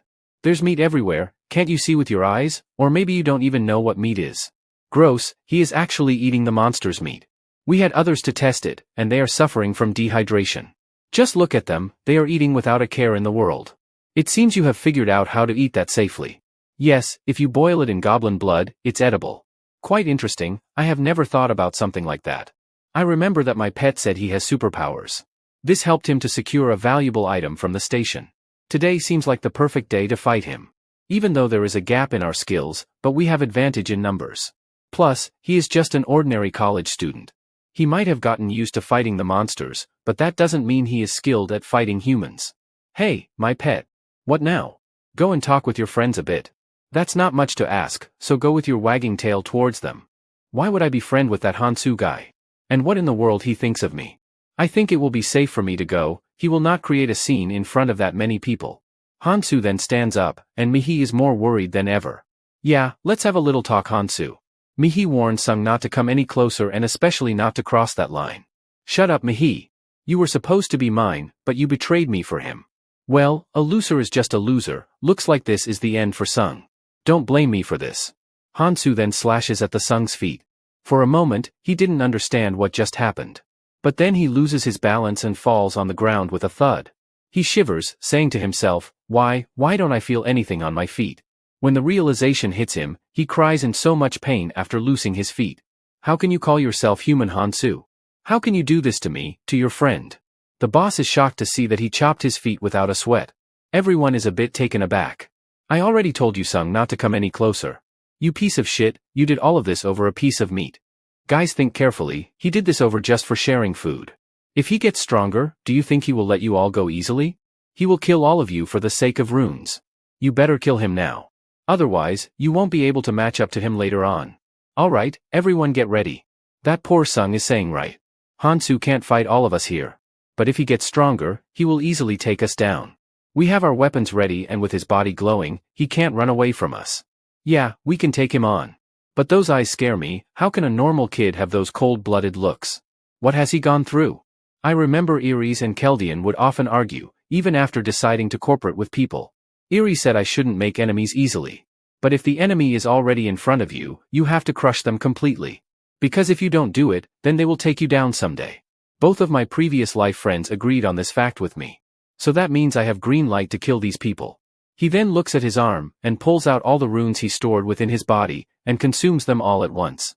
Everyone, let's crush him into pieces. Finish him off before he pulls any other tricks. Since it has to come to this, I will not hold myself back any longer. He then prepares himself to push forward and leaps ahead, leaving behind shattered road pieces. This doesn't seem a bad time to test out a mission on you guys. How is he moving like that? Don't worry guys, it will only hurt a little bit, and by little, I mean too much. Well, let's deal with rest of you. He then starts the killing spree. Fear begins to set in the group and everyone starts running away. Did he absorb all the hidden runes? At this rate we will lose. Comrades, don't run away. There is only a single attacker and we have advantage in numbers. Damn it, everyone left this place and I am the only one left. The boss, who was acting all that tough and strong until now, is nothing more than a prey trapped in a corner by Hansu. Don't come any closer, you should think this through. Do you think everything will be normal after taking someone's life? It's different from killing monsters. What you are doing is murder. Murder. You know, a kid like you can't bear the consequences of it. What? What just happened? We see that Hansu attacked him so fast that he wasn't able to see it coming. Multiple cuts and slashes are made onto his body. Yeah, that's right, know your place, you piece of garbage. After the end of short battle, everyone is lying on the ground, crying in pain. The duos are shocked to see Hansu's extraordinary capabilities. Seeing the way how you two are still standing there. I think you two have a wish to fight me. How dare we speak a word against him? It is better for us to run away from this massacre ASAP. Well, now that I have taken care of everything, it's time to go back to eating some food. What's wrong? Why are you looking at me like that? You know I won't hand it over to you. Yeah, I know, it's just that. How can you go back to eating so casually after beating so many people to near death? Soon enough the sunshine are seen on the horizon and the moon, which is staring with its open eyes, now closes itself down. Man, I am so full. I almost ate 3 days worth of food in one night. I feel like vomiting up now. I failed the rest of mission because I focused on playing with people's lives too much. But in the end, I was still able to get this thing that I have been looking for. The rich man's food bag. It protects food from moonlight and preserves things in a subspace where one can put anything in it. This is almost equal to 5 weeks worth food. Hansu. Yeah, what now, Mihi? Are you okay with this, Hansu? You didn't kill those people. Oh, I see, you are quite a scary woman, Mihi. Now blushing from top to bottom, she replies, it's just that I was a little worried about you. Seeing from his looks, I think he is not worried about that at all. Even if they get up they can't beat him because he is just going to get stronger. I don't have to worry about others right now. He can use runes by killing other people to grow stronger after all. Seeing her react that way, she has completely adjusted to this place perfectly. The way she sees things are completely normal. If my goal would have been to get stronger, then I would have killed those people and collected their runes. But my current goal is to save as many lives as possible. To minimize the conflicts and join forces, for that most important thing to do will be to lay down rules in this chaotic world. The first requirement would be not to kill any humans for the sake of runes. I could kill people and use the few runes they have. But their contribution against monsters would be better. It's hard to enforce those rules straight away, but when it is established by a powerful figure like me, nobody will oppose them. That's why I can't be seen murdering so many people. Headphone guy is thinking that someone will eventually get those runes of defeated people. He then says that he is going to stop here. Mihi asks him what is he talking about? I don't think I can go with you any longer. But why would you want to leave us, headphone guy? While Mihi is a bit worried, Hansu is absolutely okay with this. I respect individual preferences, you can do as you wish to. After which headphone guy turns and moves away from them. Hey Mihi, why don't you do what you really want to do? Mihi is a bit taken aback by sudden shift in Hansu's behavior. Aren't you scared of me, even after witnessing those murders? Yes, in fact I am a bit scared, but one day I will have to just cross the line. I will have to face the hard reality one day or another. Also you won't let me rejoin later on if I leave now. So I will stick with you as far as I can. She has quite a determination. I am very pleased with her, she has the right attitude for such a place. Alright, let's go down there. At the place of battle, Sung is struggling alone to lift himself up. All of you are useless bastards. He should have just killed you all instead of sparing your lives. Hansu, you made a huge mistake. My minor wounds are already healing, and once I am fully healed, I will kill you. How dare they abandon me, especially how can Mihi do this to me? I will take my sweet time torturing her. Just all of you wait. Who's that? Headphone guy, was he observing me crawl like an insect this whole time? And why is he approaching me now? This could be an opportunity for me. Hey headphone guy, lift me up. Who, me? Yes, who else is here besides you? Come on, you won't leave your old pal behind after what Hansu did to me. Let's join hands. This could be a lifetime opportunity, you can get stronger if you follow me. The defeated boss curses Hansu and Sung makes fun of him on being such a loser. Hey headphone guy, kill that piece of shit first. He then picks up the knife and approaches Sung. Sung is making fun of the boss, saying that they will share runes from killing them. Don't worry headphone guy, I will share half of them with you. Hey why are you coming for me? He then tightens his grip on Sung's cloth. What the hell are you doing? Let me go. This bastard, when did he grow so strong? This is the opportunity I have been waiting for. In fact, I should have done this way before. Doesn't that sound right, Sung? Hey, stop this nonsense. He then stabs Sung in gut. Guys, this is the moment we have all been waiting for. Sung is finally reaping for his sins. Anyway, onto the story. You bastard, how dare you do something like this? You always looked down on me, bullied me all the time. It is only fair to kill you here. All this time, it was fun for you. Using my father to treat me like a trash. After killing Sung, he lets go of him. I can't believe, I just killed a human with these hands. He then lets go of the knife in his hands and drops to the ground with a heavy burden. He almost threw up but manages to control himself. There is no need to be weak over something this little. For Hansu, this is a walk in a park. Whoa, wait my friend, can't we talk this out? If you let me live. No, if we join hands, we both can get stronger. I get it now Hansu, how pathetic I looked in your eyes. I didn't want your protection, I wished I had the courage to fight by your side in danger. I wish I had committed to grow stronger instead of cowering at your strength. That's the reason why I left you. If only I wasn't weak, I would not have lost my pride and dignity. This is why nothing changed in the past. Back in my school days, I was bullied a lot. Everyone looked down on me. But I will change from now on. I will grow stronger just like you Hansu. If I kill these fools and absorb their runes, then I will be able to catch up to you. After which you will see me as a different person, and even acknowledge my strength. At some place, the abnormal crows are roaming freely in the air, and when they spot some delicious humans, they charge at them. Mihi looks at the approaching crows and inhales air through her mouth. After that she lets out a shriek and all three of the crows falls dead. She shifts her gaze and is caught off guard by a crow darting at full speed towards her. But it is cut down in time by no one other than Hansu himself. I ended up needing your help again. Hansu drops some wise words, not depending on someone or doing everything alone are not the same thing. If a skill has a loophole, then it's reasonable to seek help from a teammate. Alright, here is your share. Hansu continues saying, always assess the pros and cons of your skills. It has been already 2 days since I arrived here and today marks the 3rd day. It was a good idea to buy skills from Hansu that increase the speed of boost in magic and stamina. Without them, I would not be able to keep up with Hansu. Still, I am trying my best not to depend on him. While Mihi is a bit unsatisfied, Hansu checks on his stats. I have got 42 on both stamina and sense. That's quite good so far. The best method of all is to maintain all of the stats at a similar value. I didn't have to go through as much trouble for exchanging the stats with Mihi, as she had low stamina and strength stats. Suddenly, they both hear a voice. The voice asks all the participants to gather immediately at the starting point. Those arriving late will face consequences. It's the demon fairy voice. Alright, let's go Mihi, we should not waste time here. Hansu and Mihi are walking along side by side. Anyone looking from far away will think they are having an intimate moment. Mihi looks at Hansu nervously as if she wants to say something.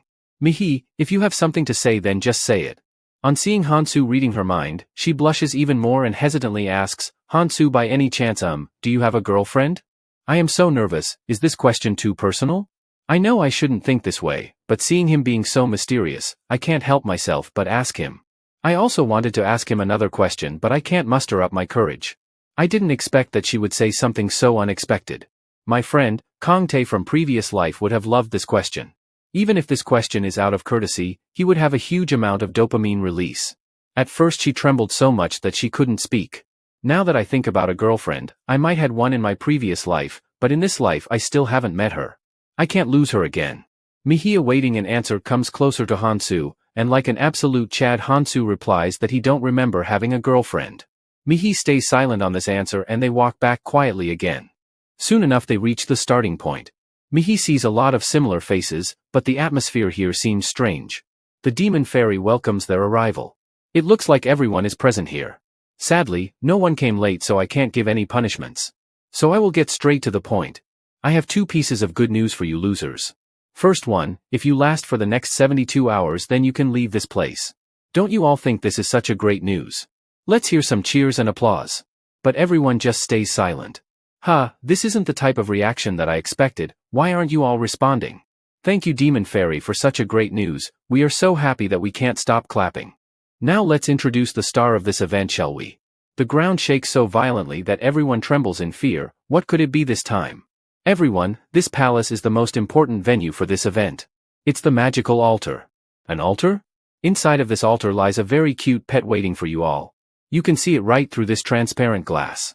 This little guy here is a carnivorous beast, and to make things a bit more interesting we have starved it for a whole day. So he is dying to get out of here right this instant. This altar may look awesome, but it's weaker than it looks. It will probably break down in no time. Look, even some rock is falling off too. If this little guy gets out, I wonder how many of you will make it out alive? Damn it, if the altar collapses then will we have to fight that monster? Now let me give you the second piece of news. There's a way to put him to sleep, and if he falls asleep then he won't scratch the altar or try to escape. Don't you all want to know what that method is? Does anybody want to make a guess here? If you answer correctly, I will give you a kiss. Ew, gross, we don't need that. What a boring group of actors. Okay, I will tell you now. The method is simple, just 5 in a day. What 5? Asks the curious crowd. Just feed him 5 people a day. Since the challenge is of 72 hours so they will have to feed him a total of 3 times. There are over 60 people remaining right now, and if you do the math then 15 people will have to say goodbye to their lives. The choice is all yours, take it or leave it. For those of you struggling with this decision, let me show you something. He then shows the people a clip of the monster being loose. It killed people brutally even after begging for their lives. No one was able to do anything. One way or another he devoured humans.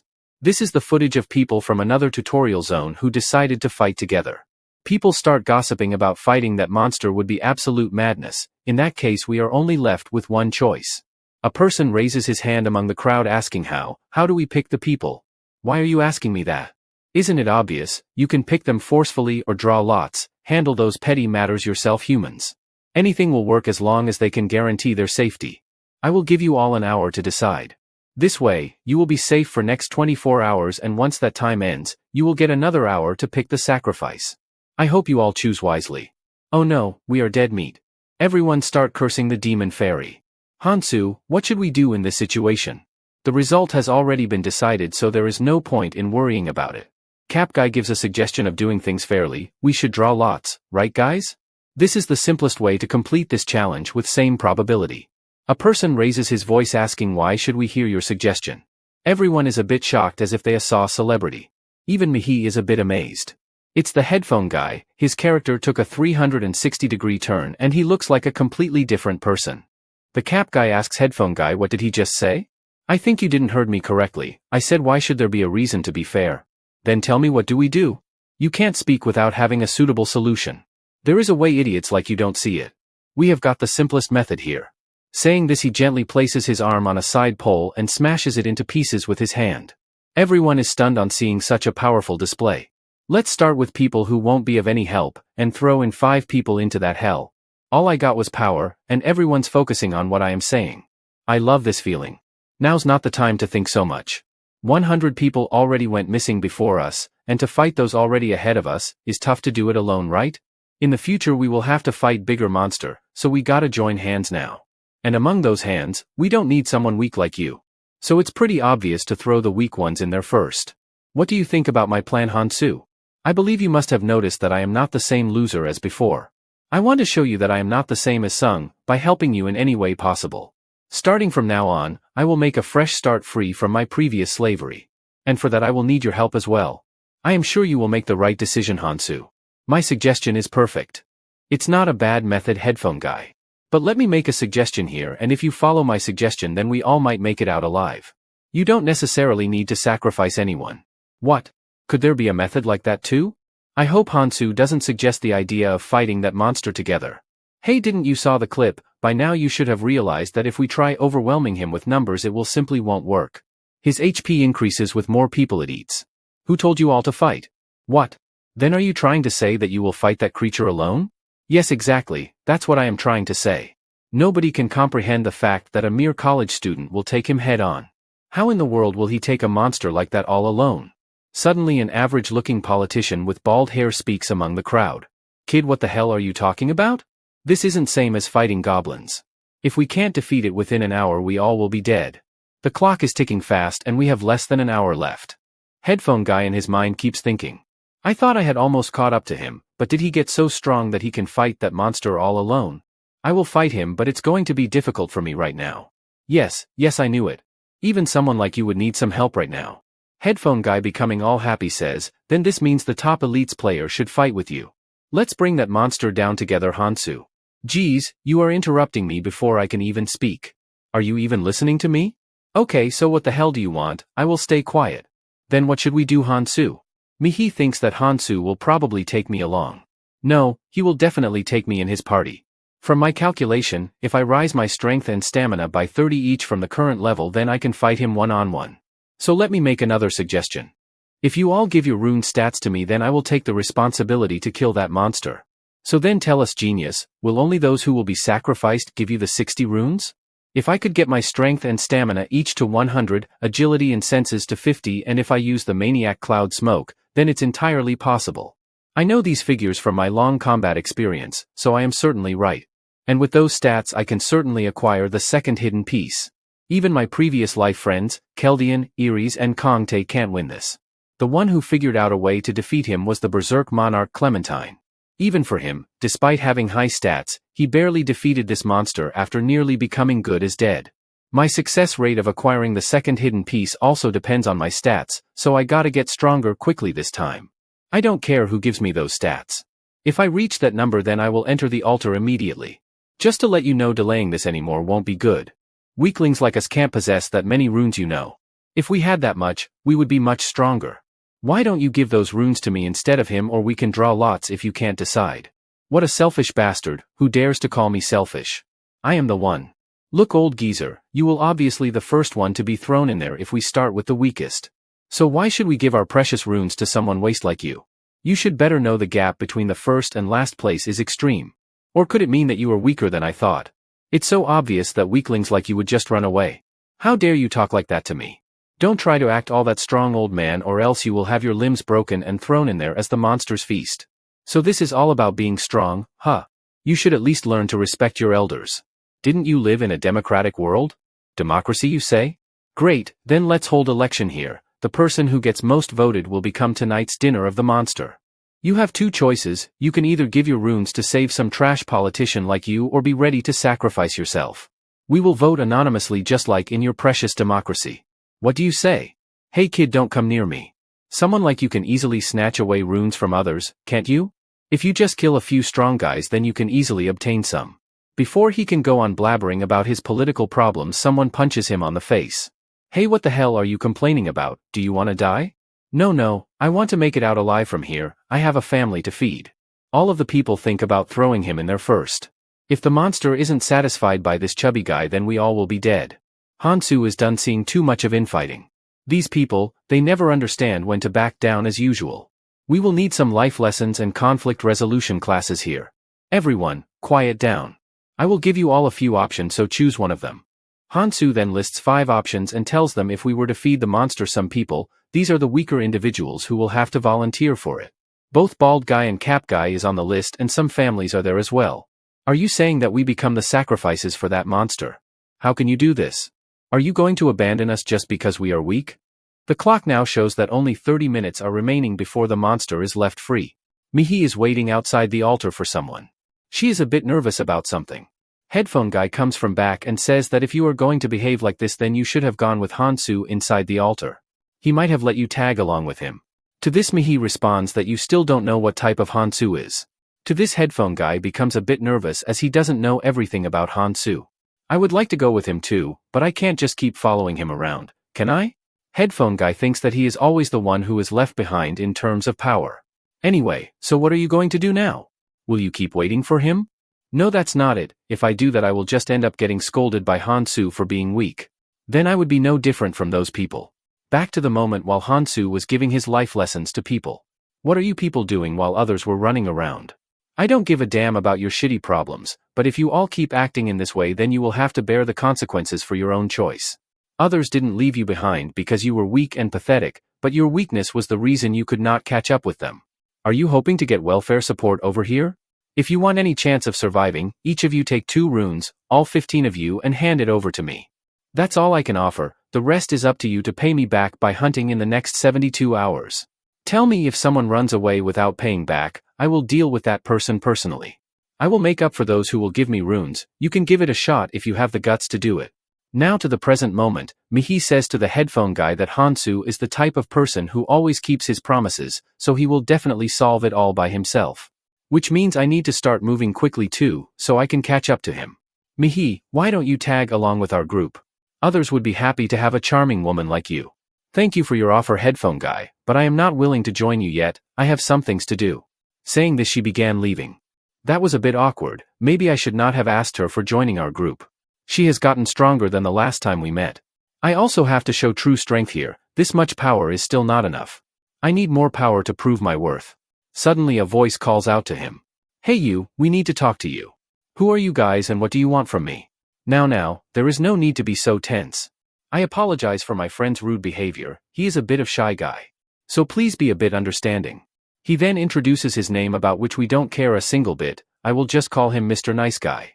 I admire your strength and looking at the fact that you are leader of that group over there, so I came to talk to you. What, me? Their leader? You are probably mistaken, Mr. Nice Guy, but we are all just friends. They follow me quite well though.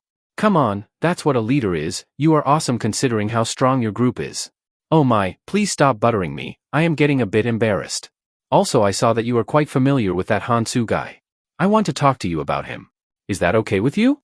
Yeah, of course. At the altar, Hansu is sitting on the edge of it while thinking of some plan. Goblin poison won't work on this monster. So I will have to use paralyzing poison instead. After that, he summons some flying cat beads. These beads recover a small amount of stamina during the boost. It's quite useful for something obtained while hunting. I will have to use some of these in advance. The overall balance in my stats is a bit off, but I have no other choice. Winning against this monster will prove to be very hard. For that I am going to use a lot of maniac cloud smoke. He then takes out a cigarette and puts it in his mouth. I haven't had this feeling in a long time. I have a good reason to smoke, so I believe my previous life friend will forgive me this time. Finally, let's get the show rolling. Hansu then lands into the monster's chamber. In this world there are also different grades of runes that one can obtain. When a person rune stats surpasses 100, the color overlap with each other and they form a completely different rune than before.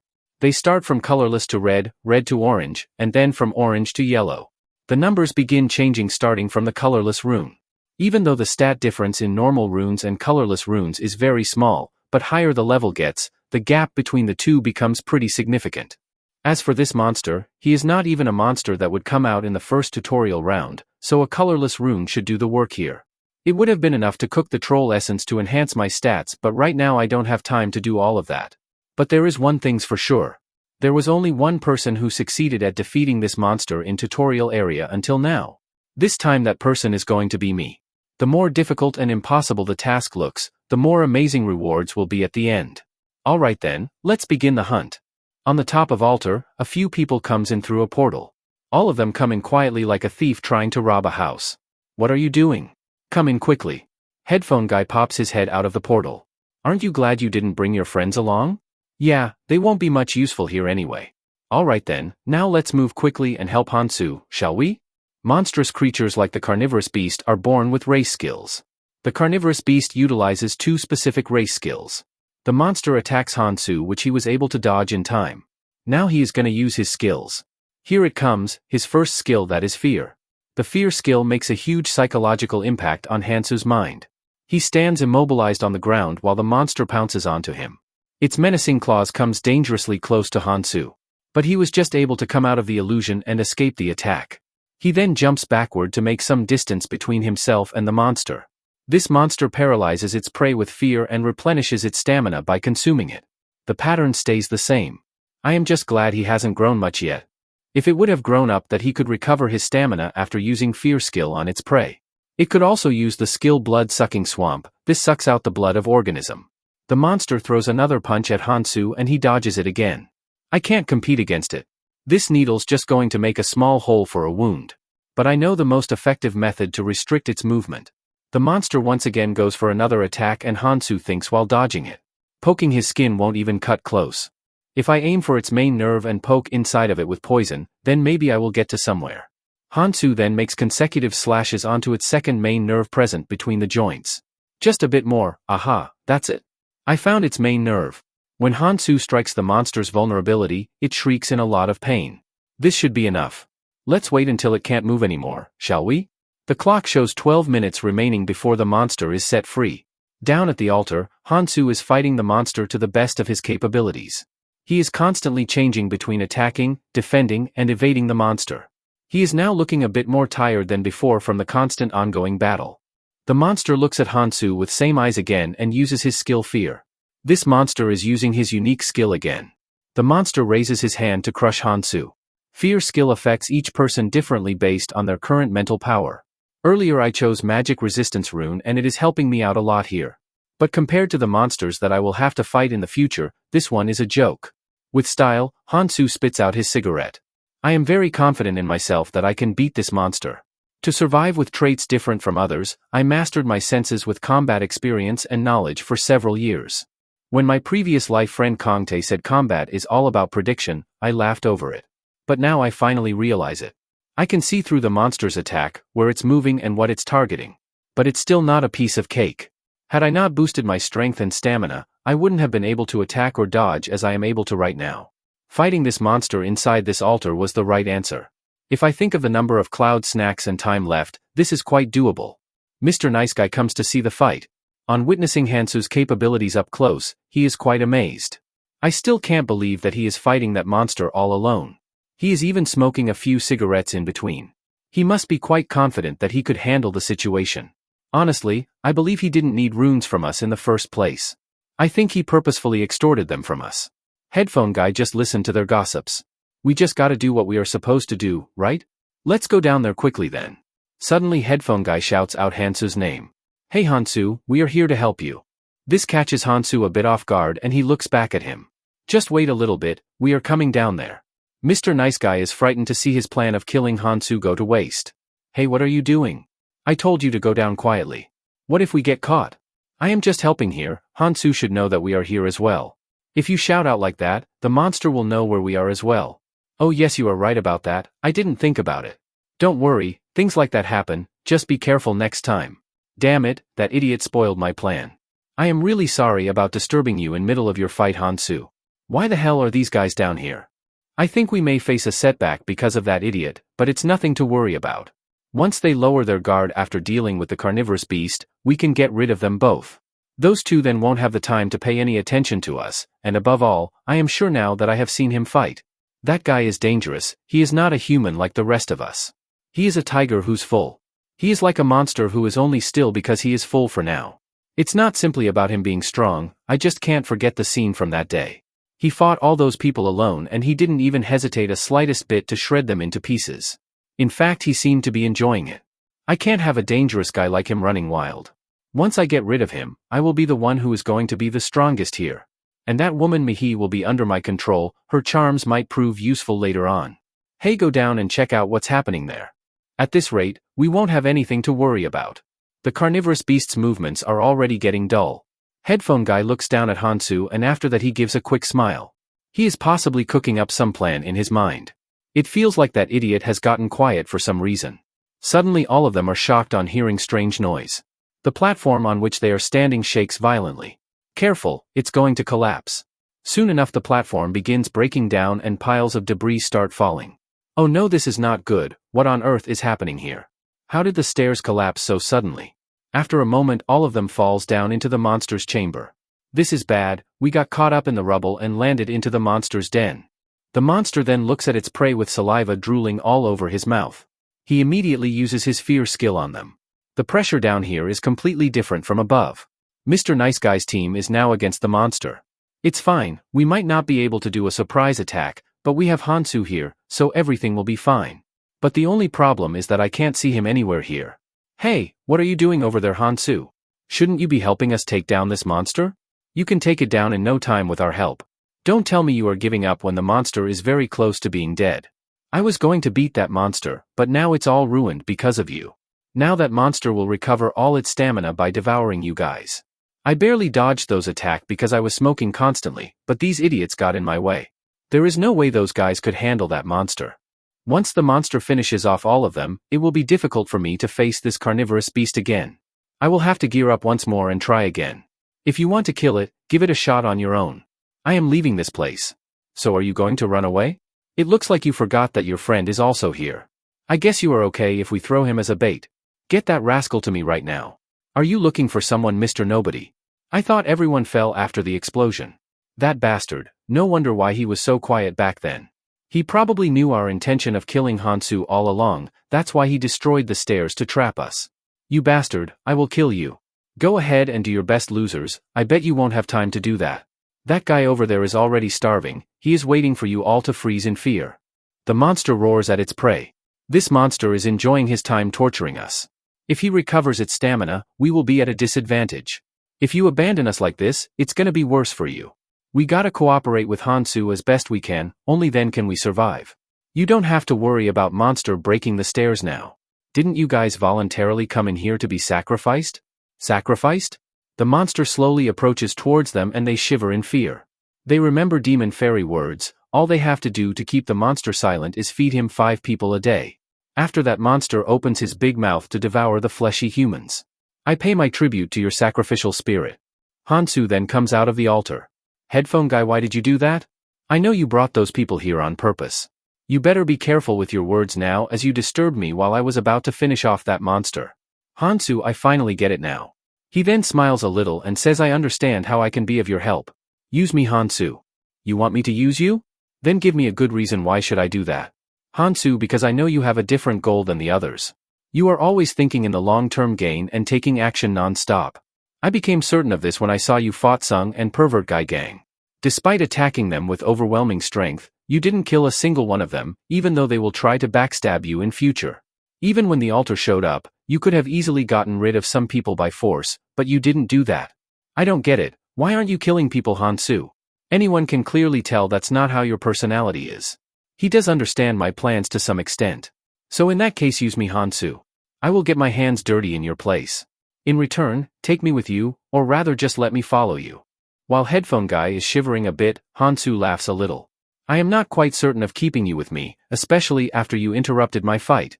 I apologize, Hansu, for that. This time there was no other way to deal with those thugs, so you got caught up with that too.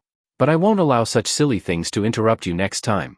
It will be different next time, I guarantee it. Think about what you are offering one more time, Headphone Guy. Hansu, think about this, there will constantly be people getting in your way because that's just how much you stand out.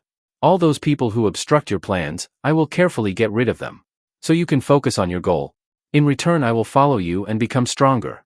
Hansu is growing stronger rapidly, I can do the same if I follow him. If you can just tell me the goal you are working towards and accept me as your disciple, then I will also become stronger. Hansu catches Headphone Guy while he is being lost in his daydreams. Alright, let's just say if I agree to your condition. What will you do if the circumstances prevent you from joining me? For example, what if you are forced to fall back on my words, then what will you do? In that case, I will get stronger and come find you. Then you can take me as your ally once again when that happens. Oh, if that's the case, then go down and fight that monster. Damn it, he is still refusing me. Hansu, just give me one chance. Let me make up for all the mistakes I have made till now. Please just use me. Don't misunderstand my words, Headphone Guy. Meet me here tomorrow at 1 o'clock. Because at that time, this monster won't be down here. What? Is he serious about what he said right now? Also, you can take all the runes down there. You killed those 10, so you should take those runes. Well, let's see each other again later with a smile. I am heading out now, goodbye. I am still not sure about keeping this Headphone Guy along with me, but I indeed need a person like him later on. My previous life's friend said that I am being sent to past to save humanity, but there will always be some people who will get in your way. So you need to have a punisher for such circumstances. A punisher will wipe anyone's ass whom they see to be getting in your way. This is an essential factor possessed by every king and powerful person. These people get their hands dirty instead of the monarch and help their king get closer to his goal. I was originally thinking of choosing Anvi Aaron as a punisher, as I used her for the same role in my past life. But I will give him a chance. I am not sure how much I can trust this headphone guy. When the second tutorial starts, everyone here is going to be scattered forcefully anyway. And when that happens, he might not think the same anymore. But with a few runes and 8 cloud snacks, if I can get a useful punisher, then that's quite a worthwhile investment. Though nothing can be done if he fails at his work. For now, my focus is on obtaining the hidden piece. I will look for the perfect moment and get rid of this monster at once. This is the perfect moment. The monster just had his lunch and is in a sleepy state. If you look at the second hidden pieces condition, it's simple. Before the carnivorous beast destroys the altar and emerges, I have to take him down. However, this isn't the only condition meant for beating that monster. After defeating the monster, a gate opens, and when Hansu goes through it, a system pops up announcing a hidden mission has been achieved. Hansu then stretches his hands to a shiny artifact. He gets very happy on seeing the item. This is the Vampire King, Nirmaha's ring. I always wondered how that person who defeated this monster got this ring. Now I get it. So this is the reason why no one could get this precious ring in my previous life. He explains that there are various ways to categorize the level of an artifact. However, the most important thing to look for in an artifact is its color. A regular artifact can't be more valuable than an artifact with a superior color. But there are always some exceptions to these things. Just as a player levels up, the color of rune also changes after he reaches a particular level. However, there is a particular type of artifact known as growth artifact. It absorbs the rune and changes its color. Among the growth artifact, the best item is the numbering series. If I have to say more specifically, then it is solo numbering 9, Nirmaha's ring. This ring was used by a person named Clementine in my past life. However, this wasn't the only ring with the name of numbering series, there were 8 more of them. But in the past, Clementine was the only owner of Nirmaha until he died. That person is a legend in himself. I clearly remember that when he faced the owner of 8 other rings, he literally torn them into pieces. That's just how overpowered this ring is. I can't believe that I got my hands on such an artifact. This is great. In fact, this is the best day of my life. Hansu then puts the ring on his middle finger, and thinks to himself that considering how hard it was to get this in my previous life. I knew it that this wasn't any ordinary item when I glanced at it first. On seeing such an overpowered ring in his hand, he can't help himself but to smile. The system window pops up saying that this ring is currently at colorless level. Another system window says that currently he can unlock only 1 authority. The ring that Hansu possesses now has the potential to gain 8 authorities. Since this ring is at only a basic level, so he can only use 1 authority. Authority destruction is a skill that deactivates a person's traits and abilities, including passive skills as well. For this ring to work, I will have to get in contact of the person on whom I wish to use. A timer will pop up on their head, and when that time ends, the effect of the authority will automatically take place. Hansu thinks to himself that with this overpowered ring, he can nullify his opponent's powers whenever he wants. This will be very beneficial in the future. To make full use of this, I need to have at least one of my stats to match with the colorless rune. For now, my goal will be to collect as many runes as possible to reach the required number of stats. I could balance my rest of stats later on. After defeating the monster within the altar, Hansu steps out of a portal. He walks straight forward to see the people who were awaiting him. As soon as he reaches out, Mihi is the first one to greet Hansu. Hansu, I heard from Headphone Guy that you were successful in killing that carnivorous beast. Behind Hansu, Mihi and others see something that makes them panic and confused. Both Mihi and Headphone Guy stand with their mouth wide open. The thing they were looking at was the altar, and it showed the time has finished. Once the timer hits 0, it immediately vanished from that spot, as if it never existed in the first place. Mihi, didn't I tell you earlier? That if you all give me runes, I would take responsibility of taking that monster down. Listening to these words, Mihi blushes a bit. She then turns back to hide her embarrassed face. Headphone Guy thinks that Hansu is completely out of his league. He succeeded in defeating that monster all by himself. In the end, my intuition wasn't wrong about trusting him. Hansu then gives advice to people saying that, since there is some time until the next tutorial starts, so all of you better go and hunt now. Suddenly, Mihi's expression changes and she is a bit more serious now. She calls out to Hansu and says that they will go separate ways from now on. I believe that I am not really qualified to be next to you, and when I am by your side, I end up relying on you some way or another. So that's why I have come up with this decision. Also, headphone guy offered me to come with his group. I know a lot of people there, so it is going to be alright for me. To this, headphone guy replies that she is always welcome to join his group, and everyone will like it if you were to join it. These people are worried for your safety, Mihi, so having you together with us will help them calm down their anxiety. Hansu thinks that this is kind of a shame that we are parting ways after a long time, but this is the best thing for her to do. We will part ways when the tutorial starts anyway, so she is thinking of her own position in her own way. Hansu replies that her decision is good and he will be leaving now. Saying this, he starts leaving the area. On his sudden leave, Mihi stops him to say something. With a determination, she says that the next time they will meet, she won't simply give up. Let's see each other again, Hansu. Hansu is quite pleased with her determination of growing stronger. While departing, he says that, sure, they will meet again soon. Also, headphone guy, I have something to tell you. Earlier, you asked me to use you, right? Let me tell you, if you are really serious about that, then I will allow you to work along with me. The choice is up to you if you want to take this opportunity or not. Hearing the fact that Hansu has finally accepted his proposal, he becomes cheerful and happy. Now fast forward to a week later, Demon Fairy makes an entrance in front of people. Well, losers, did you all miss me? All the people are worried now, as every time this Demon Fairy has made an appearance, only bad things have happened. Hansu stands in front of the crowd with zero expressions on his face. Demon Fairy clears his throat and announces that the second tutorial will begin now. Looking at you losers closely, there are a lot more of you left than I expected. But well, who cares about all of this stuff? I anticipated this much after all.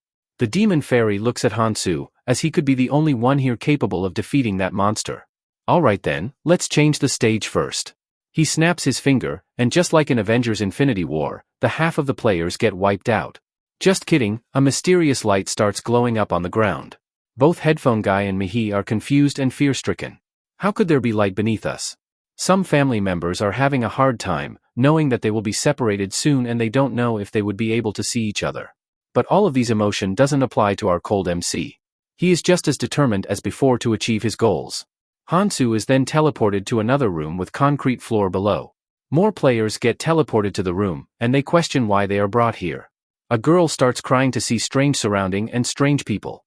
Demon Fairy voice says that, before entering the second tutorial, we will have to adjust the head count. People think about what type of head count is the Demon Fairy talking about?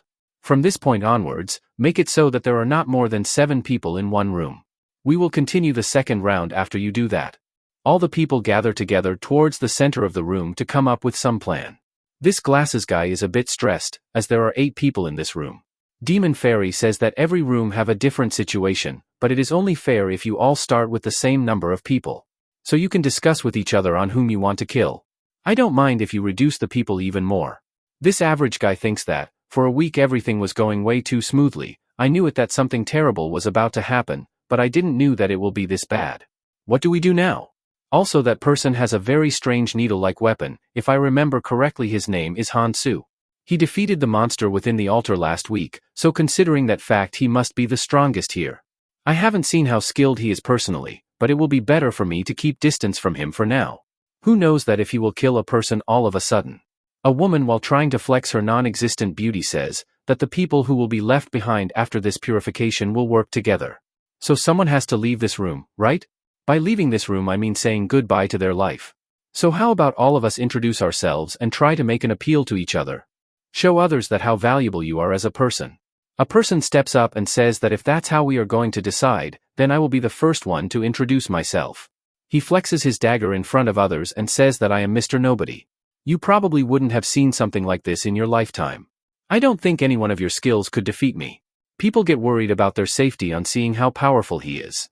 They think that if they let him roam freely, then he will kill people mercilessly. Hansu takes a closer look at his skills and identifies it to be Chi Art.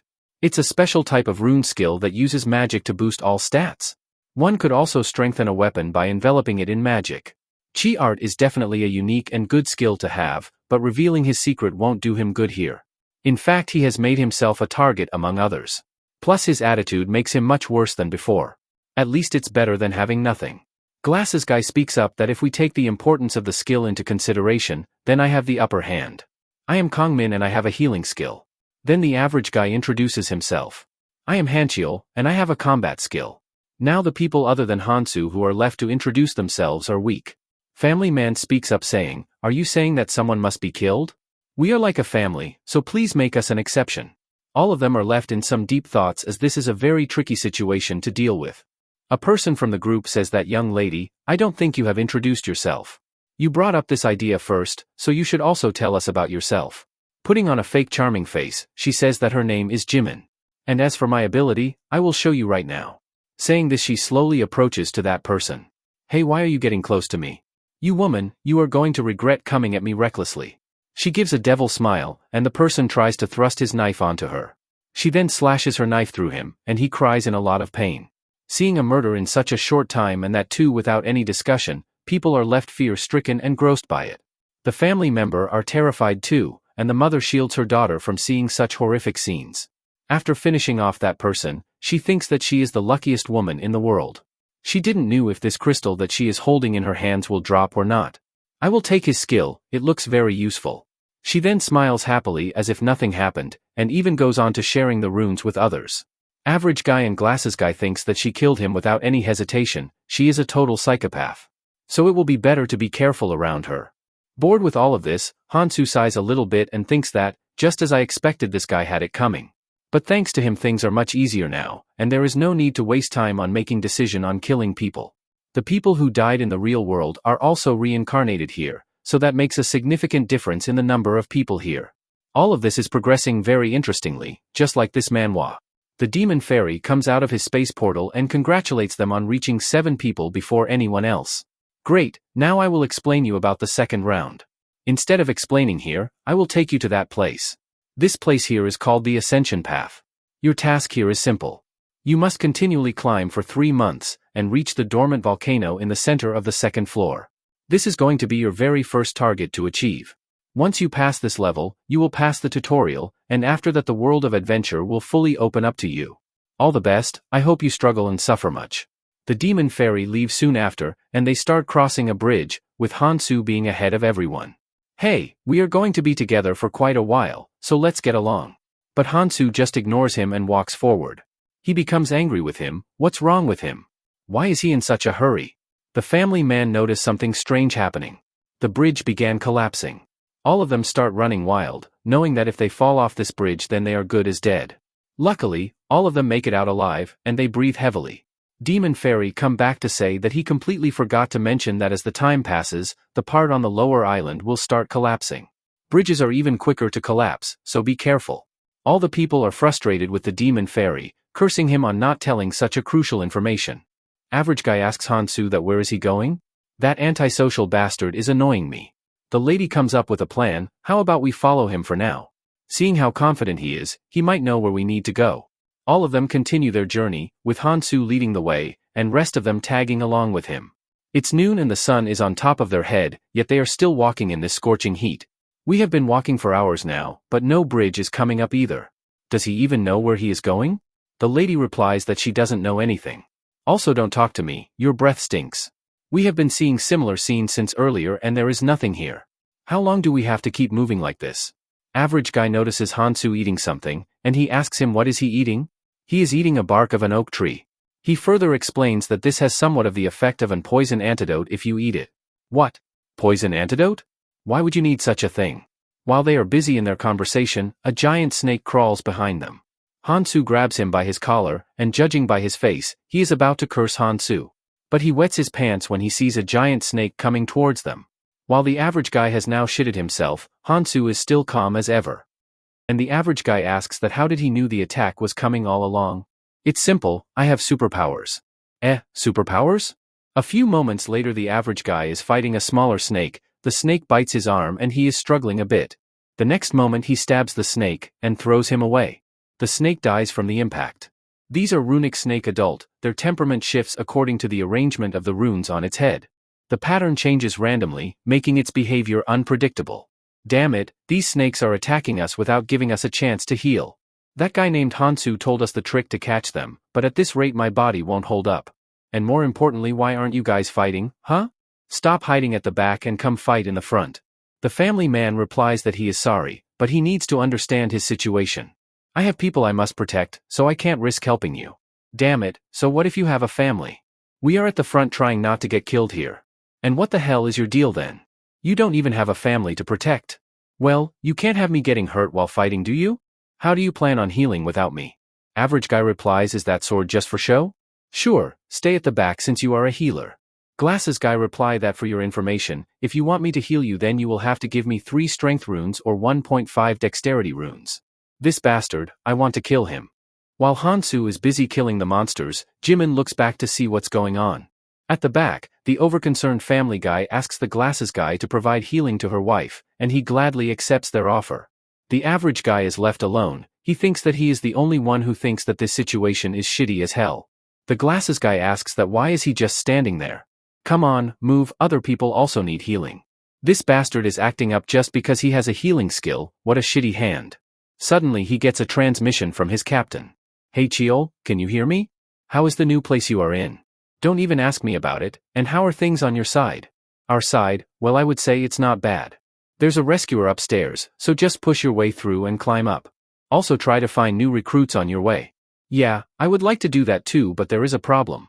Did you forget our mission? We gotta increase our group size, homie, so cheer up a little bit. Here is a man with self-proclaimed superpowers, a crazy psycho woman with a sword, a cunning rascal of a doctor, and a useless family of 3. That doesn't sound bad. Remember, survival comes before anything else, alright? Okay, I understood it. I will call you later, Captain. Hansu sees that average guy was talking with someone on the transmission. It's too quick for there to be people whose monarch traits have bloomed. A part of a person's trait, that all monarchs like Ares and the Berserk monarch possess, is the literal ability to lead a group to become a monarch. The monarch gives their clan members their own symbol. Those symbols make them feel a tremendous sense of bonding with each other, making it possible for only the clan members to communicate with each other. However, there's a limit to the number of people the monarch can beckon, but for the time being they will be busy trying to scout people. And if I have to compete with them, I will get busy too. After all, if you want people to listen to you, you must have the strength to back it up. Hansu killed a ton of snake like it's just another day for him. It looks like there are slowly fewer monsters. Did we leave their habitat? Then that means, we are almost at the nest of the mutant runic snake.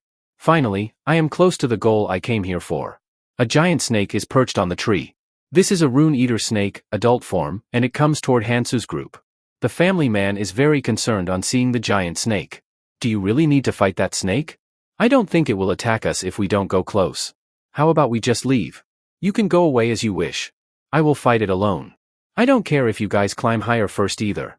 No, that's not what I meant. We should be moving together. Why would you do something that stupid? You seem mistaken about something. I am not moving together with you people. We have been moving in the same direction. It's about time we part ways. Jimin says, I guess there's nothing that can be done then. Wait. At this rate, who will fight monsters and save my family? You know, we can't force him to come along, or are you going to stay back as well? The family man is left dumbfounded. The rest of the group leaves Hansu and goes ahead. Average guy thinks that Hansu is a bull-headed just as I heard, but I can't leave him just like that. Hey, aren't you coming? If you are thinking of bringing him with us now, give up. All this time while everyone received healing from me, he didn't, not even once. He acts like being on the battlefield is a daily thing for him. People like him are not the type to listen to others. And from what I saw, he is not the type who will live long either. That's a shame, for someone so talented will end up dead. But there is nothing I can do about it. He also seems hard to manage. Hansu begins his fight with the giant snake. This snake avoids me when the magic rune is active, but it attacks me when the dexterity rune is active. The snake changes its rune before Hansu's attack. But the snake still feels pain after receiving his attack. It's quicker and stronger than the scaled snake. But it's nowhere close to the carnivorous beast of the altar. The moment it is attacked, it switches to the resistance rune, and thus the damage I deal is less. A long-term battle wouldn't necessarily put me at a disadvantage, but it's a hassle. Hansu takes a maniac cloud smoke, and decides to end it now. The way to defeat this snake is simple. One need to focus on the bunch of trees in the center of the open area resembling a nest. Ignore the snake and target that spot first. Hansu follows the plan and goes right for the snake's nest. This snake will instinctively ignore its own defense to protect it. The snake comes behind Hansu, and this is the opportunity that he has been waiting for. He halts suddenly, and makes 3 consecutive slashes in an instant. This kills the snake immediately, and Hansu thinks that this was way quicker to get my hands on this precious item than I thought it would be. That precious item is the Rune Eater snake egg. Hansu takes the egg into his hand, and proceeds to feed it a rune. The shell then starts cracking and from within, a baby snake awaits to come out. A cute baby snake comes out from it. This is incredibly small compared to its adult form, but this little one has a very unique trait. It eats runes and spits them out immediately. Hansu gives the snake 3 runes to eat, and the baby looks happily at its dinner. This snake eats any 3 runes and spits out 2 runes that the owner desires. The snake then spits out runes onto Hansu's hand. Giving 3 to get 2 back might seem like a loss to others. One can get all the runes they want, but getting the right runes for myself is more important to me. Hansu is quite pleased with the snake's work and he pets him. For now, I need to focus on increasing magical and physical resistance. You can rest now, little buddy. With this I have achieved my goal. How about I start moving now? Somewhere in the jungle the family has lost the way, and the daughter asks her daddy if he knows the way out. Keep it down, my child, I am thinking. The island map we got when we left the room doesn't show such detailed structures.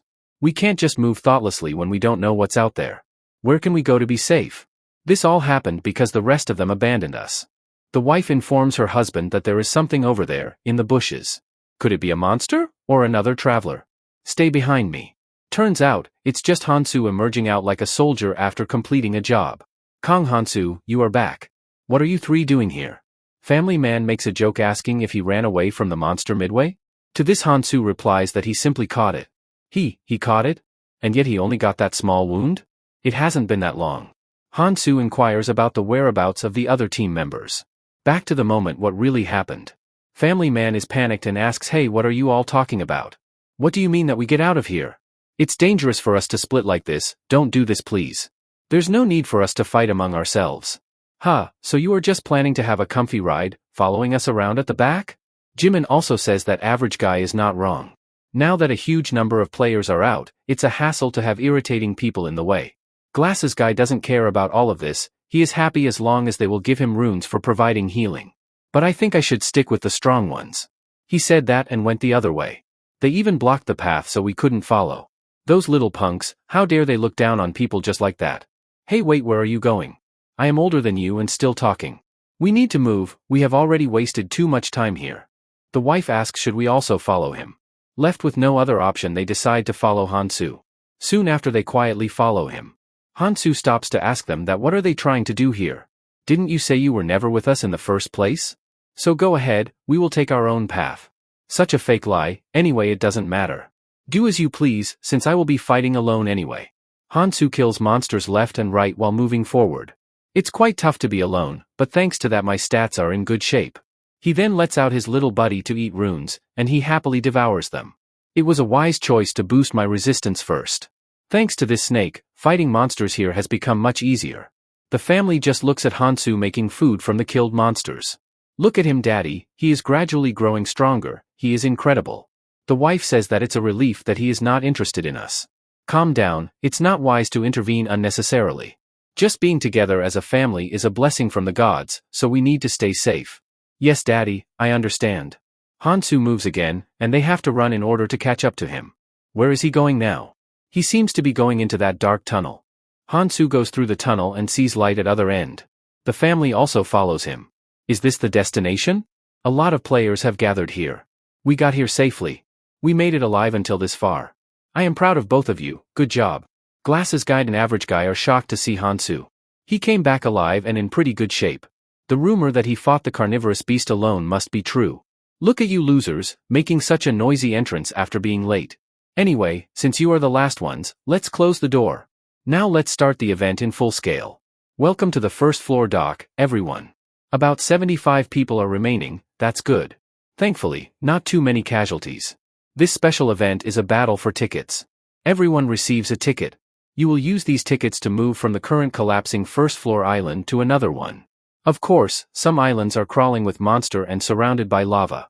But if luck is on your side, you might end up on a central or southern island brimming with treasures. But just going there wouldn't be fun, right? So, here are a few rules I have prepared for you all. First, only 3 people can board each boat, and you will need at least 3 tickets to do so. However, if 3 people use 3 tickets, they will be randomly scattered across different islands. It could be on the outskirts or at the center. If 2 people use 3 tickets, they can go together but can choose their destination.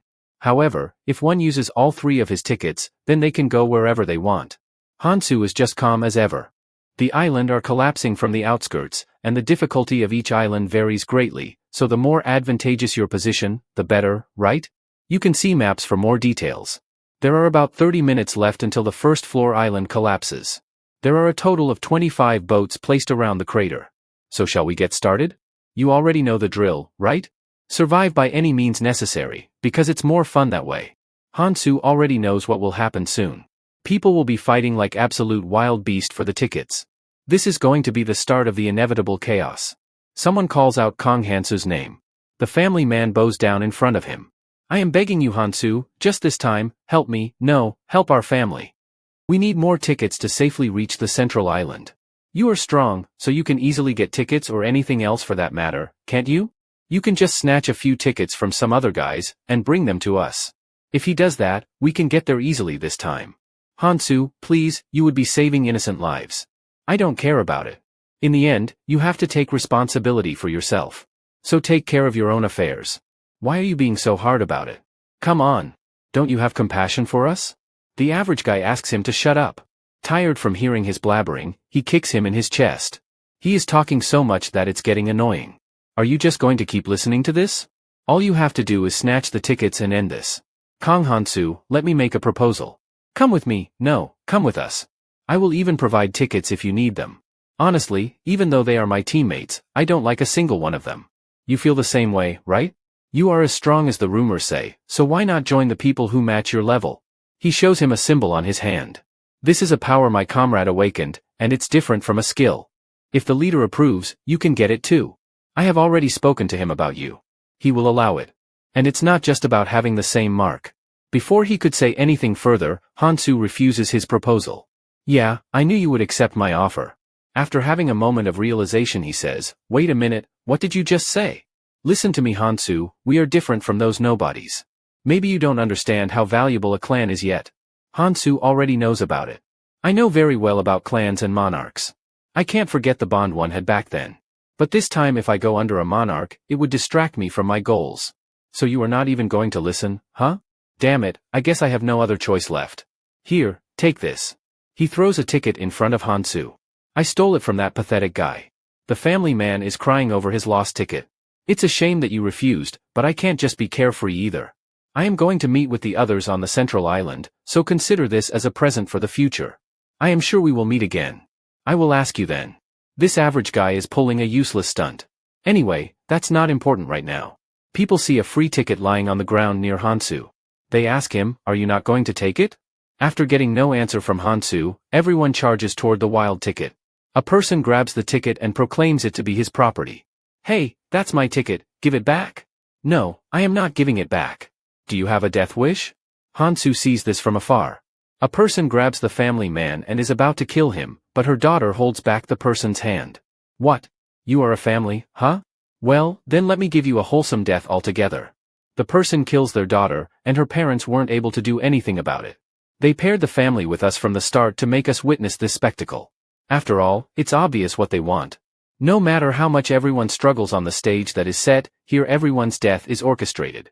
Jimin calls out to Hansu, and she asks him why did he rejected the average guy's offer? I have my personal reason, and what do you want? I want to make a proposal too. She shows him her hand, the symbol indicates that she is a clan member. She invites Hansu to join her clan. Hansu gives a no. Well, I expected that. But before I leave, I have one question. You are not still here out of some clumsy sense of sympathy, are you? I believe you are not that pitiful. Hansu gives a cold expression to her. Huh, sympathy you say. People ask Hansu to take them with him. You know me, Hansu, right? Please just this once, help me. Hey, you can save us. These are all the people I should have saved. But in the tutorial area, where the fairy's power is strong, I couldn't save everyone. That's why I must do what I have to. Because if I fail here, everything becomes pointless. Hansu takes out his weapon, and apologizes to people in advance, for what he is about to do. The fate of those who couldn't move to the next island, I know it very well. People will be sent down in the sea of the poison. Everyone begged not to be killed, but they suffered a lot in that pool of poison. The fairy seemed to enjoy watching these lowly humans melt, and all I could do was watch. You can resent me all you want. Rather than suffering while being burned alive from the poison, I will give these people a painless death. I am being merciful in my own way. After killing a lot of people, Hansu boards the boat. He feeds his little buddy some runes, and the demon fairy says to Hansu, "You are truly amazing. I didn't expect you to come out like that. Though it's a pity that it ended way too easily. This performance was expected from a rising star. Don't worry about this matter, we don't ever go around babbling in front of others. Well then, I will be waiting for you ahead. I am not going to regret the decision of killing people earlier.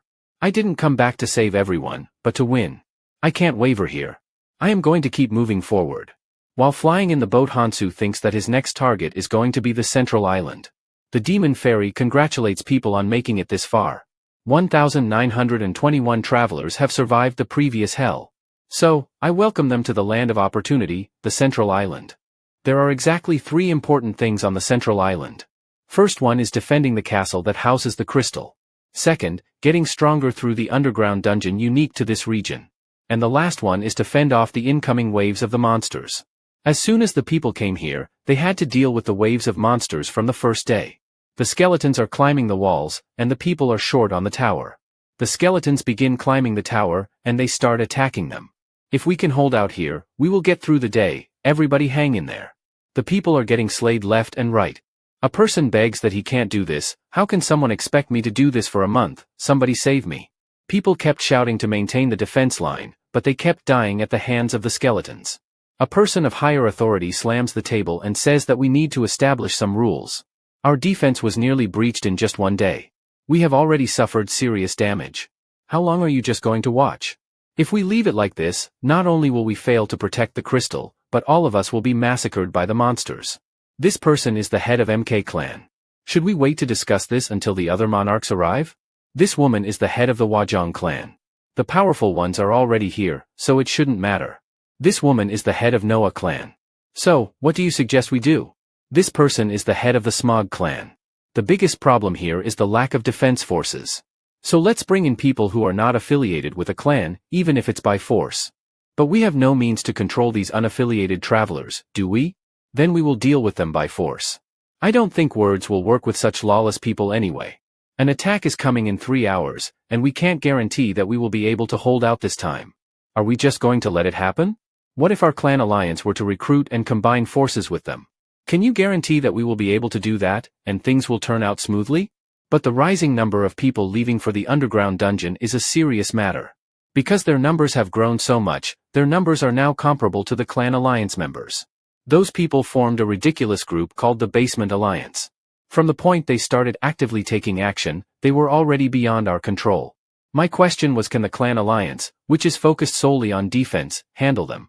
Then how about sending the clans at the forefront to the dungeon first? Hey, have you gone nuts? How do we defend the castle then? If that's the plan anyway, the minor clan should go first to reduce losses. These people are just discussing their desires. What a mess. Damn it, if only the original 1900 had just focused on defense, then we could have defended easily. Initially, everyone participated in defense because survival depended on it. However, as some returned from the dungeon with powerful artifacts, and grew stronger, everyone started leaving one by one. How are we going to defend the crystal over the next month? Suddenly Jimin bursts into the meeting room. I am not in mood to hear anything. Come on, I am not here to prank you this time. I have brought an important news. I received a report that someone is just going crazy fighting the Basement Alliance. What? They hear loud noises outside about someone asking for help. Hey, calm down. I never said I am not going. I was planning to hunt for 2 more days, then switch back. I will join once I am stronger. Let's talk this out. Hansu throws his weapon onto the person's left shoulder. You are dismissed. From tomorrow onward, everyone will fight above. You loafed around today, so you will earn your keep tomorrow. Hey, don't come near me. I can definitely feel that his rune stats are lower than mine, so why can't I win against him? Hansu, while having cloud smoke in his mouth, says that he needs his weapon. Glasses guy notices Hansu, and a person says that who is he to boss around? He takes out his knife to kill him. Hansu notices that the knife has a skill that enhances its cutting power. That's a pretty good artifact for a colorless one. Hansu activates the authority of his ring. Hansu just thrusts his hands onto that person, and the onlookers are shocked. The knife skill disappeared? The knife won't penetrate either. This rascal, how much resistance does he have? Alright, then it's my turn now. Hansu lands a powerful punch on his face, and his face gets disfigured. It's exhausting trying to fight you without killing you, I can't help it. After all, you are a valuable resource. Words won't make you listen to me either, will they? Everyone is frightened by Hansu. I only have one authority left, so should I have more fun with these people? The clan's head comes out to see the commotion. Who on earth is that guy? Now Hansu is sitting with the clan's head. They look at him nervously. So he is the person that my teammate Hanchiel mentioned, and why is there a magical beast on his shoulder? Starting from tomorrow, the Basement Alliance and the Clan Alliance will join forces, and rotate between hunting and defense. If anyone has a different opinion, speak up now. They can't be commanded without your trade anyway, so take as many useful people as you can and have them join your clans. I have made sure those guys outside will follow your orders, so there won't be a problem. That would benefit us, not him. So what does he really want out of this? As she was thinking, the same question is asked by another clan head. What do you want? Someone unaffiliated with a plan, and as strong as you, just created this ruckus. Are you trying to claim you have no ulterior motive? As long as the basic rules and system are set, I have no intention of interfering. We never know, you might suddenly change your mind and want to get rid of the clan alliance. While standing up, Hansu says that he has no interest in these pretty debates. But if you are so worried about this, I will give you a demonstration. Hansu activates an artifact on his hand, and he becomes invisible. He disappeared, he is going to attack, prepare for the battle. It's just a simple invisibility spell, he could not have moved from that spot. Oh yeah, do you think I couldn't attack, if I wanted to? He places his knife at his neck. It wasn't a simple trick, but he is like a dragon who disrupts one's senses. I can't believe he got me this easily. I got a new item before coming here, you see. Gotta keep up with the trend, man. He lets go of him, and he falls down immediately. Calm down, I have no intention of being hostile to you. Right now, the situation calls for us to join forces, don't you think? Let's each do our best in our respective positions, yeah? That's all I am after. We have been fighting each other up till now, so it will be hard to join forces, but there's time for me to go easy on them. It's just the beginning of what's going to come next. Jimin stops Hansu by saying that he will upset her if he just leaves like that. We had a conversation earlier about you joining our clan. This time I want to hear a different answer. What do you think? Isn't it lonely to travel alone? So is there someone else on your mind? I heard you were with a girl named Mihi at Gangnam Station. He gave no reaction. I guess that's a no, then there is no problem, right? It would be great if you joined our clan. Hansu, like an absolute Chad, ignores her and moves ahead. He is very dedicated to achieving his goals, and he doesn't have time for these small things. Jimin in the back says, "Hey, aren't you even going to pretend listening to me? What an annoying woman she is. I need to be focused." At the castle wall, people are recovering from the last monster wave. A person calls out an average guy as his sergeant, and says that the South City wall has been secured. Good, the injured can go down and the rest of you take a break, and by the way, how is our clan holding up? We managed to maintain a more consistent defense compared to last time. We have assigned people to all positions without any shortages. Those who joined from the Basement Alliance were initially uncooperative, but they did quite well. Thanks to them, we didn't suffer as much damage. Also, thanks to a monster named Hansu guarding the defense line, others did not have a choice but to help in the castle's defense as well. It's shocking to see him handle so many of them alone.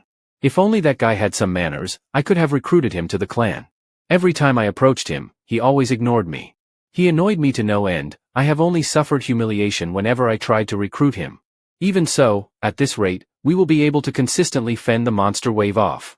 Suddenly, a rift begins forming in the sky, and the demon fairy comes out of it happily. Hello everyone, you have been waiting for me, right? Did you rest well over the past 2 days? Damn it, the arrival of this demon fairy is always a bad sign.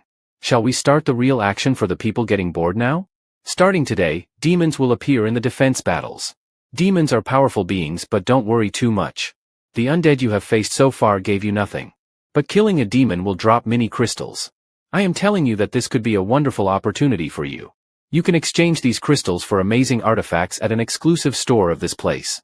And it's not just artifacts, you can also use the crystals to buy escape tickets to escape this place. It will cost around 600 crystals. Don't you all want to leave this place quickly? If you want to, then do your best to gather those crystals. People start talking about it. Does this mean you can escape this place? The system says that up to 5 people can go together.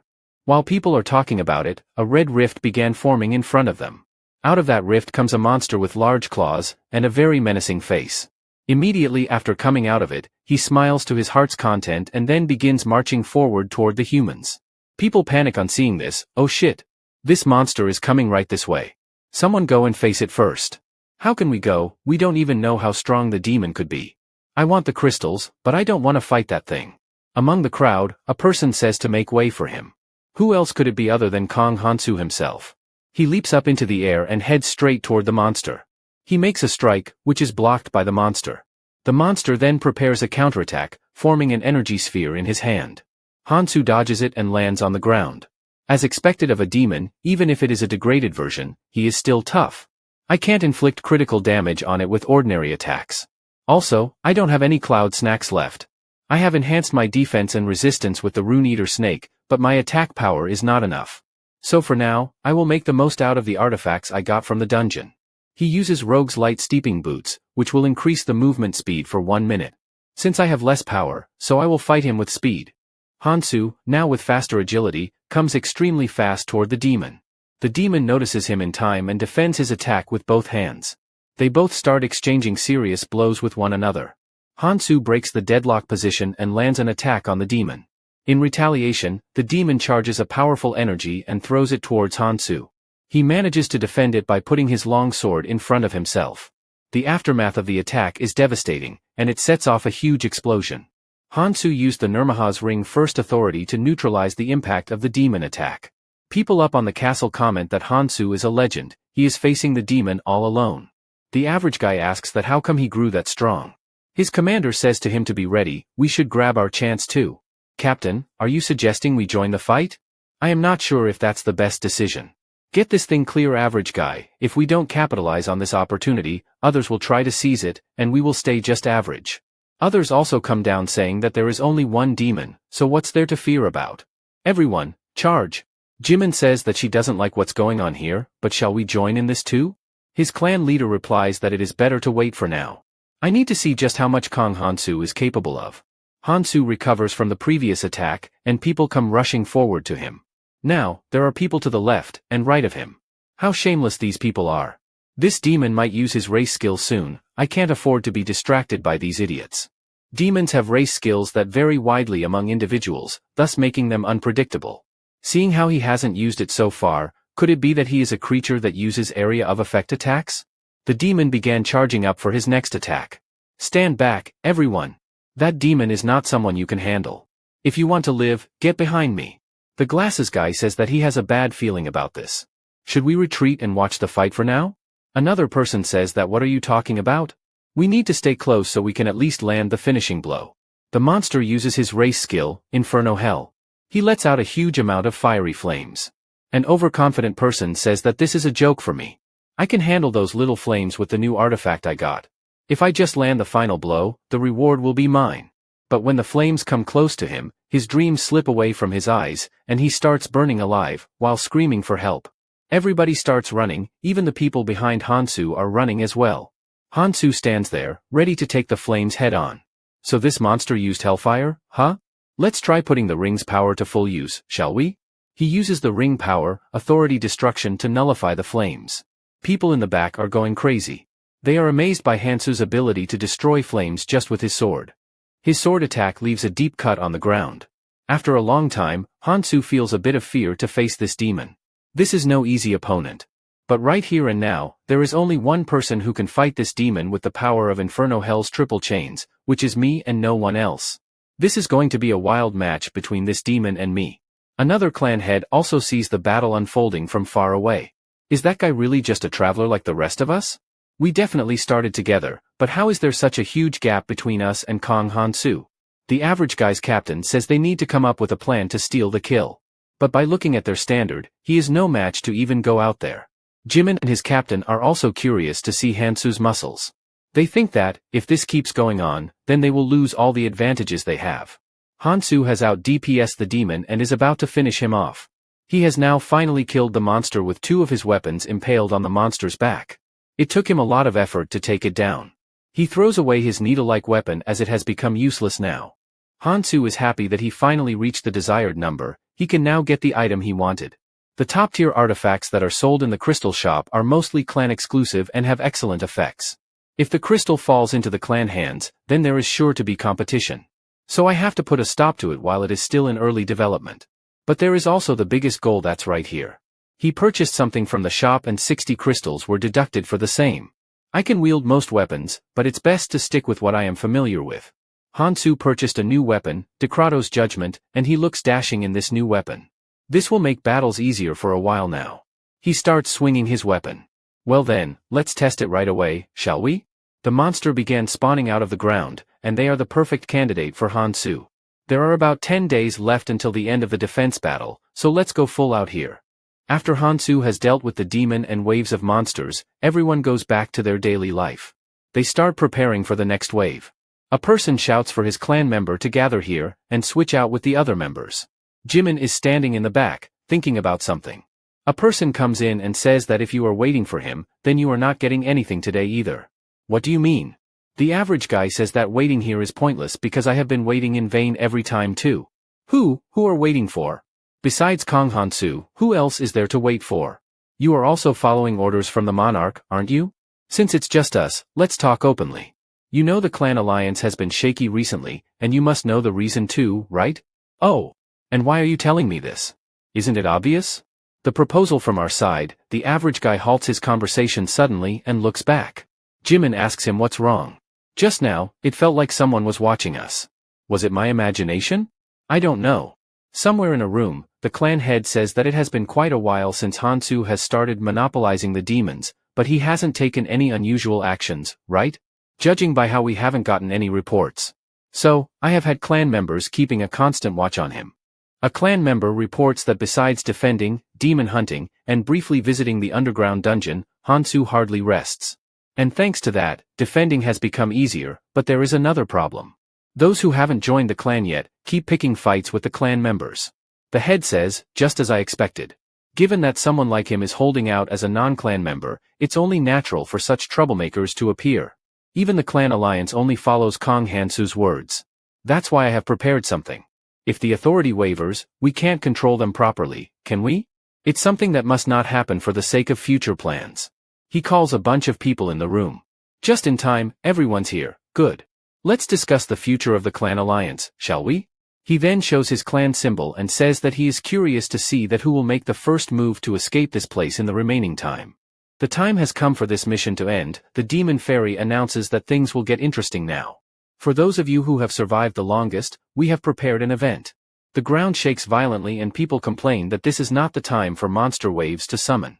As for these dead skeletons, some strange phenomena began occurring in them. The corpses began melting away, and they get sucked inside the fortress.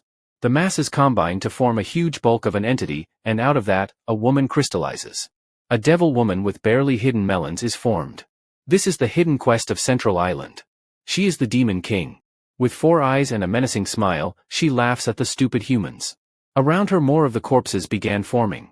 The demon fairy says that if I had been a loser like you, then I wouldn't go near the fortress walls, only death and doom await there. So you trash have 2 choices. First, you stay here and withstand the incoming attack of the undead, or use the crystal to escape. Let me remind you that these undead will be different from the previous ones, so think carefully. If you are unwilling to do that, then you can choose to face the Demon King summoned inside the fortress. A person says, Demon King? Another woman complains that this bastard fairy never mentioned something like this before. You know I am such a kind-hearted fairy. I didn't want to bring out the Demon King since there's a high chance that you would all die then, but the rest is up to you. The demon fairy further says that the crystal will activate 30 minutes after the undead attack begins, and it can only transport 500 people. So half of you will be left behind, you know. But if you defeat the Demon King, then everyone can leave. As special as this event is, I will patiently wait for your answer, saying this a timer of 10 minutes starts. Glasses Guy complains that their goal was to survive 1 month, but this is too much.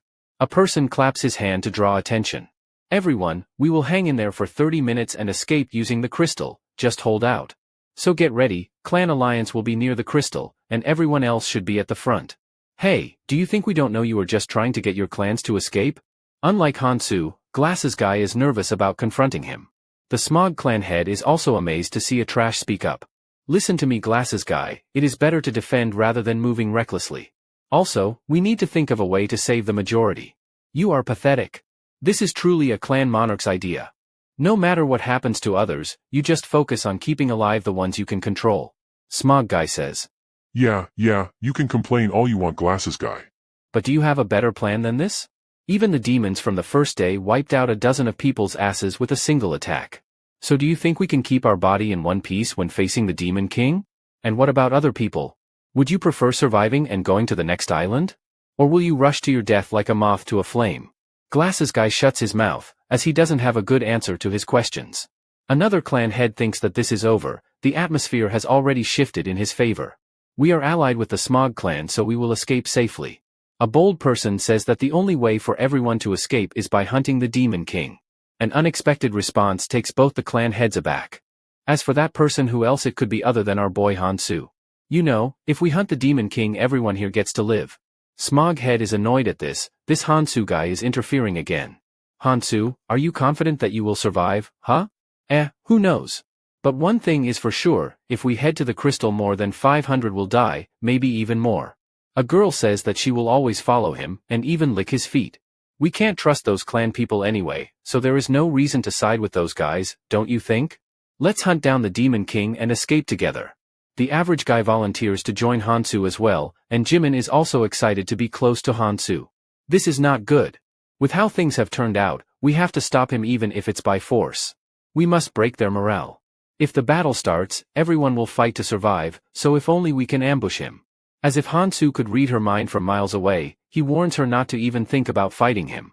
To make his warning clear, he attacks close to her feet. Just to let you know, it will be hard for you to handle the aftermath. The clan head is so frightened that now she will think 100 times before thinking anything. Smog Head advises her to stay low for a while. We will cooperate and wait for the right time. After all, I anticipated all of this.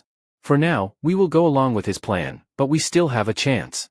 Hansu says this is good, all men and women have decided. But before we leave, there is one thing left to do. Let's wrap things up here, shall we? Hansu unleashes his weapon and wraps it around the escape crystal. He increases the pressure on it and breaks it into many pieces. Hansu's little trick has completely ruined their chance of escaping. He curses him, "Damn it, Hansu. You bastard, what the hell have you done? Since we are heading into the fortress anyway, we don't need that. Leaving an escape route will only weaken everyone." People start saying that Hansu is right, we should look only forward. Everyone, follow Hansu, and let's defeat the Demon King. Let's follow Hansu. Hansu says. Enough. There is no need to follow me. Look ahead for your own sake and fight to survive. The clock has now ticked to 0. The door opens slowly and people enter it. The average guy says that he can't believe this is the same fortress we saw before, just the interior is completely different. A candle in the corner lights up, and now dozens of candles start lighting up automatically. The light emitting from them leads to a dark hall. The aura in the room changes drastically, this only frightens the people. The Demon King says it's been a while. You came all this way to have fun, I can't just let you leave now. The Demon King shuts the door, and people panic on hearing it. The system says that the fortress has been sealed, and the cracks began occurring in the ground. The floor is collapsing and the people above hope they won't fall. A skeleton hand stretches out, and an unexpected situation frightens them. Ugly-looking monster with even uglier teeth comes out, and the person closest to them is trembling in fear. He shouts, "Help! Somebody please save my ass." "Stop panicking, idiot, those suckers are no different from the enemies we have fought before." Hansu saves this guy's life, he scolds him to stop dreaming and fight like a real man. The real problem is not to fight the undead skeleton, but to fight the Demon King. Just like water evaporates in the air, these rocks are behaving the same way. Hansu says that we must pass through that gate, but these goddamn fire pillars are in the way. Everyone step back. Well, if things aren't already bad enough, demon gatekeepers have made an entrance. A gatekeeper opens his eyes, and the aura he emits is on the next level. Oh shit. The demons came out of the fire. Not one, but 2 gatekeepers have been summoned. Without wasting any time, they start swinging wildly, people push each other, and in the chaos, a lot of them die. The distress is obvious on Hansu's face. We have got 2 enemies, split up, and take them on. Those in charge of giving buffs, move to the back. Those who are good at ranged attacks, come to the front. Those who are not skilled enough, handle the surroundings. A clan head says, "Think calmly, Hansu, if we rush recklessly it could put us in a dangerous situation." Hansu, ignoring his advice, says that he will attack the left side first. These demons are modeled after the gatekeeper in the abyss. It's much weaker, but its movements are similar. So I can predict them. He lets out his chains and he aims for his head. He successfully strikes him and uses the chain's power. He says, Haha, I can fully utilize the Decrato's power. These chains are no ordinary chains, they can stretch for dozens of meters. Using the Decrato's power, he locks the gatekeeper's weapon. Using the next skill, suppression, he continuously drains the opponent's magic and casts a curse that decreases their stats. By using it, the monster slumps down on the ground. Hansu has the gatekeeper completely bound. Although the suppression skill uses up his magic, but this much is manageable. Why are you guys standing there and doing nothing? Is this a circus show? I think they were so amazed by Hansu's power that they even forgot why they came here. Oh yeah, you are right, we can't just sit back and watch. Everyone, prepare to attack. Make sure you honor our clan's name. Those with low resistance support from the back, let's go everyone, says another clan head. Jimin says that she will be the first one to go. With whatever they have got, they attack with it. Bang bang bang, a lot of explosives are being fired at the gatekeeper. Their small firework don't do much damage to him, instead, it only enrages him more. Shit. Is he trying to summon hellfire? No sooner have they thought, the players get hit with the first hellfire. The chains that are binding him begin to loose, and he finally lets himself free. Hansu says not to be demoralized, keep attacking and we will bring it down. It's hard to withstand after being hit by the hellfire. But if he can pinpoint the location of its origin, then he can handle this gatekeeper. Hansu leaps into the air and goes for its heart, and he slashes it. Jimin is worried about her crush. That is dangerous, Hansu. The flames will make your attack useless. Well, it's too late for that, he has already thrusted his hands inside his chest. I just need to get rid of this. While doing so, his skin began peeling off, and he suffers brutal injuries. I need to go for the spot where the hellfire is drawn, it is the spot of ignition stone. Hansu yanks out the ignition stone while damaging his hand along the way. He crushes the stone into pieces. A random guy asks, what just happened? The flames around the demon have disappeared. Well, didn't I tell you? Don't stop attacking. While smiling, Hansu says not to worry about this, and keep fighting. This gatekeeper can't use flames anymore. A voice suddenly says, watch out, Kong Hansu. Somebody attacks Hansu and he dodges it. What could this be? A sneak attack? Look over there, the demon that the non-clan members were supposed to fight. They are all dead. A person complains about why they aren't attacking, but looking at the robust gatekeeper and knocked out players, others are terrified. The injured people beg for help. But other players hesitate to help them. What if they went there and got their asses kicked, skins peeled out, and guts smashed out of their body? They are not willing to take that risk. Shouldn't Hansu handle that one too? This irritating Smog clan head says the people have already started to waver, it's going to be easier now. The clan head says, Kong Hansu, have you gone mad? Are you going to act oblivious now after pushing people to their deaths? This is all your fault that things have come down to this. You dragged everyone into this, so you better take responsibility. The average guy criticizes that why don't you stop talking and start fighting. He kicks the undead in the face and saves his life. He further protests that you are the ones who are doing nothing here. You fool. Do you think I am not stepping up because I am weak? Then you are wrong, I will show you that I am different from you loudmouths. He gives the signal for his minion to charge. Now witness the power of the Special Forces unit. They start harassing the gatekeeper with their poking. One member cuts through the leg. Another one fires an arrow at him. Other member helps in a bit of cleanup and brings that monster down on his knees. Hansu tells the other players to go and join that side as well.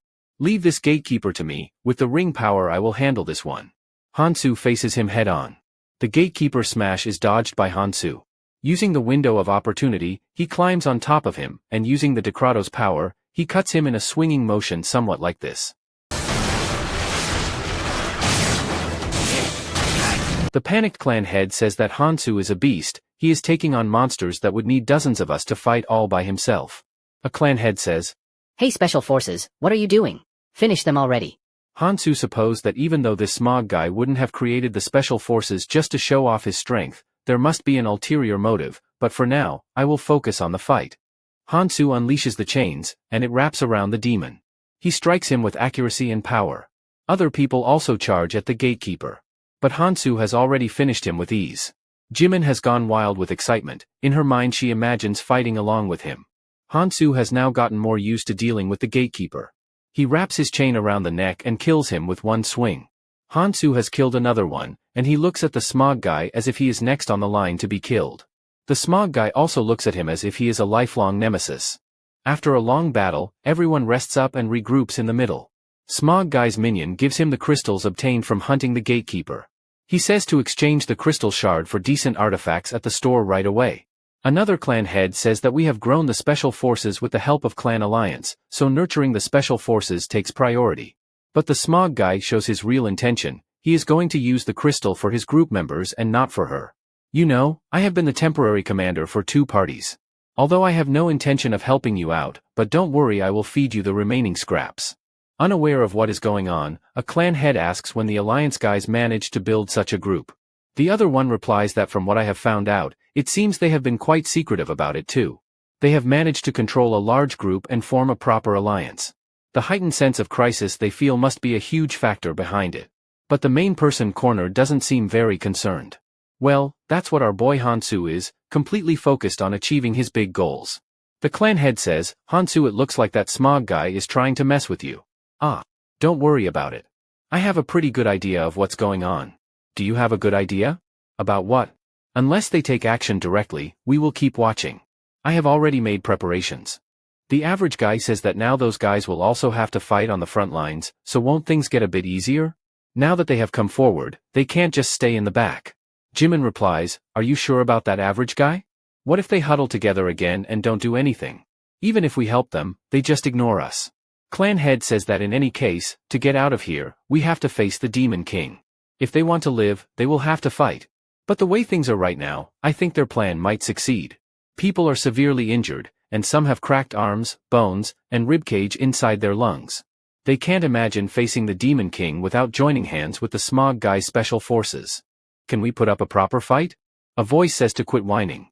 A female with the same boldness as Hansu says, if you want to save your ass, then defeating the Demon King and finding our way out is the only option.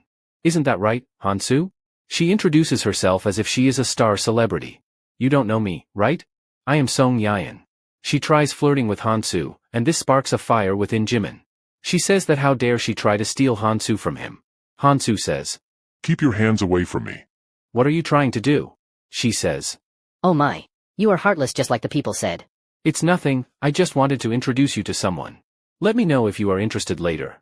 There is someone interested in you, you see. Well, at this point every woman is obsessed with Hansu. Jimin angrily says that the next time she sees her, she will rip her tongue off. The same woman is now latching on to the glasses guy. That woman ignored us when we talked to her before. Is she okay with anyone as long as they don't join the clan?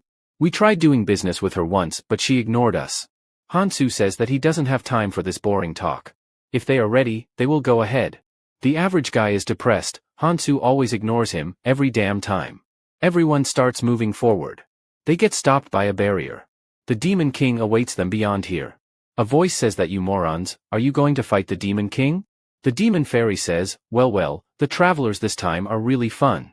Since you amused me, so I have good news for you all. You don't have to defeat the Demon King to open the portal to the next island. People's mouth widens in shock. You just need to hold out for 30 minutes. Hang in there against the Demon King's attack for 30 minutes, and the crystal on the throne will activate. That sounds simple, right? For a portal that allows all of you to go to any island you want, without any restrictions, it's quite easy, isn't it? You can also buy an escape pass with crystal shards, but just to let you know that's not the official route. The Demon Fairy is telling us this just now, how obvious. The barrier behind them dissolves, and the fairy gives them best wishes to survive with a few broken ribs. The time has come, and the Demon King, who is a woman, is sitting on the throne. Just like Sung Jin-woo, she says, arise. Skeleton began forming from the giant sluggish mass of corpses. Ghost skeletons come out for the human soul. Hansu saw the Demon King in front of him, seated among the ghosts that inhabited the area.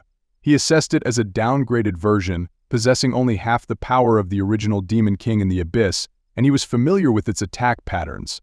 As the ghosts gathered to attack him collectively, Hansu used a mini crystal to purchase an artifact and threw a dagger at a ghost, striking it in the head. Hansu decided to use 2 unique skills from Decrato's Justice, Split and Retrieve. He conjured numerous daggers and directed them all at the ghost. Meanwhile, the female monster rose, using chains to summon another monster, which she ordered to kill Hansu and the others. Hansu told his companions that he would handle the Demon King and instructed them to deal with the summoned demons. A boy noted the large number of demons and urged the others to come and fight alongside him. However, a red-haired man advised his group to retreat to avoid the battle. A girl engaged in combat with the monsters remarked that she had anticipated such a situation. Hansu realized that this was the place where the others were trying to interfere, so he instructed the rest to hold off the Demon Lord for a while. A boy asked how they were supposed to stop the Demon Lord without Hansu. The Demon Lord summoned a colossal hand with her power and aimed to strike Hansu. However, the boy intervened using his sword to create a shield and stated that he wouldn't be able to hold it for long, urging Hansu to return quickly after finishing his task. Some of the men stayed behind, and one wondered about the large number of people and monsters tangled up, making it difficult to see what lay ahead. Another asked if it was acceptable for them to wait there. Someone else questioned whether they should help Hansu and the others. Just then, he was attacked by the monarch, who stabbed him with a dagger in an attempt to kill him. The group wondered what the monarch was doing. The monarch replied that they needed to strike when the enemies were distracted, and now was the time to eliminate them all. With that, they rushed in to attack. A girl asked if they really thought they could take that and what everyone was currently doing. The injured boy said he was already prepared for the attack but was unable to move. The girl told the monarch that the battle wasn't over yet and warned that they might also die, along with the monarch's clan. The monarch replied that it didn't matter, those people were merely expendable, and they had all been chosen to die for him. The girl wondered who the red-haired boy was referring to. The boy declared that it was time for her to die. As he moved to attack her with a dagger, Hansu intervened, striking at the red-haired boy's hand and causing the dagger to fall. Hansu accused the red-haired boy of finally showing his true nature and noted that his filthy tactics hadn't changed at all. The red-haired boy questioned why he should be dealing with the Demon King from the back and claimed it was too late for Hansu to interfere. More men arrived to surround Hansu. Hansu realized that the boy had finally revealed himself, along with the traces of the Black Monarch's, the discarded pawn he needed to eliminate during the tutorial. The man told Hansu that even if they couldn't defeat him, if Hansu just held him off, the Demon King would soon kill the others. The red-haired boy told Hansu that he was prepared to be a sacrifice and that even if he died, he would ensure Hansu went down with him. Hansu responded that the red-haired boy seemed to be mistaken about his intentions. He wasn't there to hinder him, but had come with a proposal. Hansu then asked if the red-haired boy would hear him out, assuring him that the offer was worth considering. Suddenly, a blast erupted near the boy who was battling the summoned monsters, and he wondered when Hansu would return.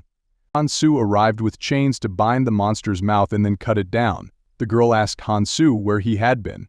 Hansu replied that he was preparing for what was to come. The Demon Lord, growing bored, summoned a giant hand again to attack Hansu. Hansu used chains to capture the Demon Lord and then stabbed her with swords, causing her to become enraged. As the girl prepared to attack the Demon Lord, Hansu stopped her, and the boy questioned why Hansu was blocking them. A blast then hit Han, setting him on fire. The others wondered what was happening, unable to see Hansu and fearing he might be dead. A girl reassured them that Hansu wouldn't die so easily. An injured girl called out, indicating that Hansu was still present. Everyone was surprised to see Hansu and questioned how he had arrived. Hansu resumed his attack, slashing his dagger at the Demon Lord once more, and it proved effective. The Demon Lord laughed maniacally, expressing how much she enjoyed the challenge. Hansu wondered if she was trying to drain his magic to use it as strength against him. He had no intention of drawing her out and had enough firepower to end the fight. Using his power, Hansu summoned a greatsword as the giant hands created by the Demon Lord gathered his energy to strike him. Hansu called for the greatsword, and a man threw it to him. Hansu caught it and used the sword to cut through the giant hands, freeing himself. The Demon Lord was shocked by this turn of events. Hansu then rushed to sever the giant hands from the Demon King's body. The others questioned if the battle was over, noting that the crystal was still inactive. Hansu replied that it wasn't over yet. The Demon King admitted it had been a long time since she had felt such pain. The Demon Lord, enraged, declared that she would make her final stand against Hansu alone. She threw a spear at the Demon Lord's hand, aggravating her further, and taunted that there were still some insects left to deal with. She summoned a ghost to attack Xia, but Jimin intervened to save her. Xia thanked Jimin for the help, noting that they had only bought some time and suggested they retreat for now. The Demon Lord challenged them to escape if they could, vowing to make them all disappear. She raised her power and proclaimed that it would be a reward for the humans who had entertained her. A massive blast erupted, creating intense pressure that forced everyone to fall back. A boy expressed disbelief that they were being blown away by the shockwaves. Another questioned whether Hansu had survived the blast. The smoke obscured their view, making it impossible to see Hansu. Hansu used a dagger to cut through the smoke and struck the demon lord in the chest. The demon lord, surprised, remarked that Hansu still had enough strength to perform such an attack after enduring so much. Hansu replied that he could finally enjoy some peace and quiet. The demon lord dismissed Han's attack as weak and claimed that if she had just a bit more time, all the humans would face her true power. The humans saw that the crystal was finally shining, signaling that Hansu had defeated the demon lord. They prepared to move on to the next island, but noticed flames rising in the distance and wondered what was happening. Hansu believed that both of the demon lord's hearts should have been eliminated by now. The demon lord, reveling in the fun she had, declared that they couldn't let it end so easily. She vowed to bury all of them, even if it meant paying a price. Before her false body disintegrated, she promised to finish them all. A small ghost monster intervened, telling her that it was enough. It chastised her for using her true power in the tutorial area, warning that such a violation of regulations would result in punishment. The ghost then declared that it would be the demon lord who would disappear from the area. The ghost monster informed the demon lord that she had never been granted permission to act independently, and such actions were unacceptable according to the rules. The demon lord retorted that the ghost monster had been the one to bring her there, and now it was trying to prevent her from using her power. She vowed not to leave until she had killed all the humans. The ghost monster expressed his frustration with dealing with half-breeds, stating that it was precisely why he disliked them. A strange combination appeared before them, and the ghost reassured everyone that he would handle the situation from here. It was time to reward them for their efforts. He congratulated them, noting that not many people had enjoyed the event as much as they had. The ghost monster explained that they could only receive one reward from the demon lord, so he would give it to those who had contributed the most. He presented them with a purple crystal. Hansu realized that when used, the crystal would temporarily fix all rune stats at 99.99% for one day. However, the penalty would be that, after the effect ended, all increased stats would drop to 0.01%. The ghost monster assured them that he would take care of the restaurant and instructed them to use the crystal by thinking about the island they wanted to visit. He then told them to meet him at a different island. Hansu reflected that he had achieved his goal of coming to Central Island and that the power he had just felt was definitely from the abyss. He acknowledged that he still had a long way to go. A boy wondered why they had gone through so much effort only to receive one reward. Another man reassured Han, saying that everyone knew he had defeated the demon lord. The first boy remarked that no one strong enough to challenge Hansu would dare to take the reward from him. Xia mentioned that she was unsure about the situation. The Smog clan would not stay quiet about what had happened, but Yang seemed unusually silent, especially since they hadn't appeared during the battle with the demon lord. Jimin asked why they hadn't dealt with the issue yet. Hansu replied that it was already over. A boy asked what Hansu meant by over. Xia inquired about what they were referring to. They discovered that the monarchs had disappeared, and their tattoos were gone, indicating that they were dead. Xia was shocked to learn that the Smog clan had betrayed them, and couldn't believe they had used the Special Forces unit to kidnap the monarchs. Hansu thought it seemed like the cleanup was complete. The scene shifts to a time before, where the Among clan, led by the red-haired boy, arrived at a forest with a portal. In front of them stood a tower. One of the members remarked that he didn't know where they were, but with the tower in sight, they were clearly in the right place. The red-haired boy was satisfied. Although his original mission as a monarch of disguise was to disrupt and eliminate all the monarchs of a certain island, he felt that achieving this goal, along with taking the heads of his targets, would be enough to cover for his disobedience. Setting up traps was easy while the monarchs were preoccupied with Hansu. They had captured some of Han's people, and the red-haired boy ordered them to be tied up. He believed that now he could provide his clan with an enormous amount of power. He reminded them that Hansu possessed fragments of the crystal and explained that they could control even the subordinates and clan members by turning the monarchs into a special forces unit.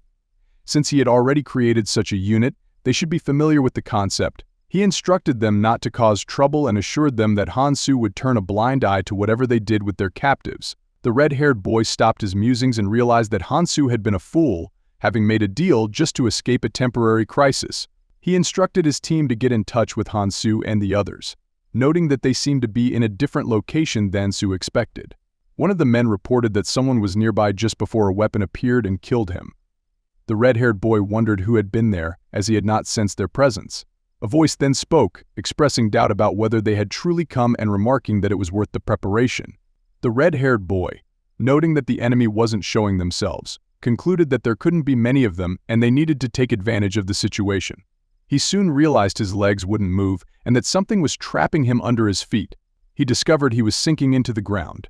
The enemy explained that it was only a temporary trap activated by a consumable artifact that would trigger after a set time. Knowing someone's location made such traps quite effective. The red-haired boy then noticed a man approaching from behind and asked how he had been detected.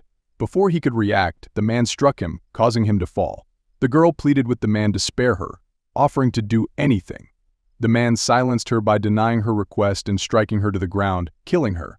He explained that she didn't possess what he needed and instructed his team to wait for the people coming from Central Island and eliminate them all. When he first heard about Central Island and the tower, he hadn't understood their significance, but now he found them fascinating. He recalled his conversation with Han, where Hansu had suggested using him and promised that if the boy followed his advice, he would become stronger than those who started at the same level and reached the place Hansu had mentioned. It was up to him whether he chose to follow Hansu or not. The man stopped reminiscing and concluded that trusting and following Hansu had been the best choice.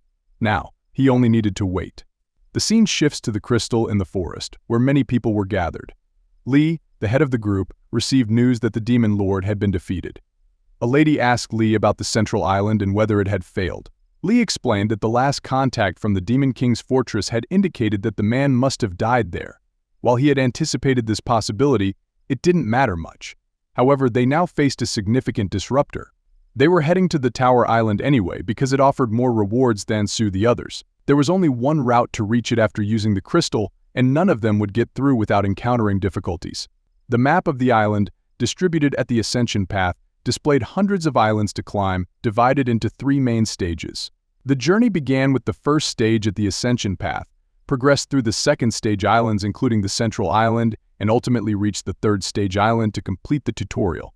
Among the third stage islands, the one that offered the highest rewards was particularly sought after. The pursuit of these high rewards to become stronger was understandable. The scene shifts to Han, who was having some food.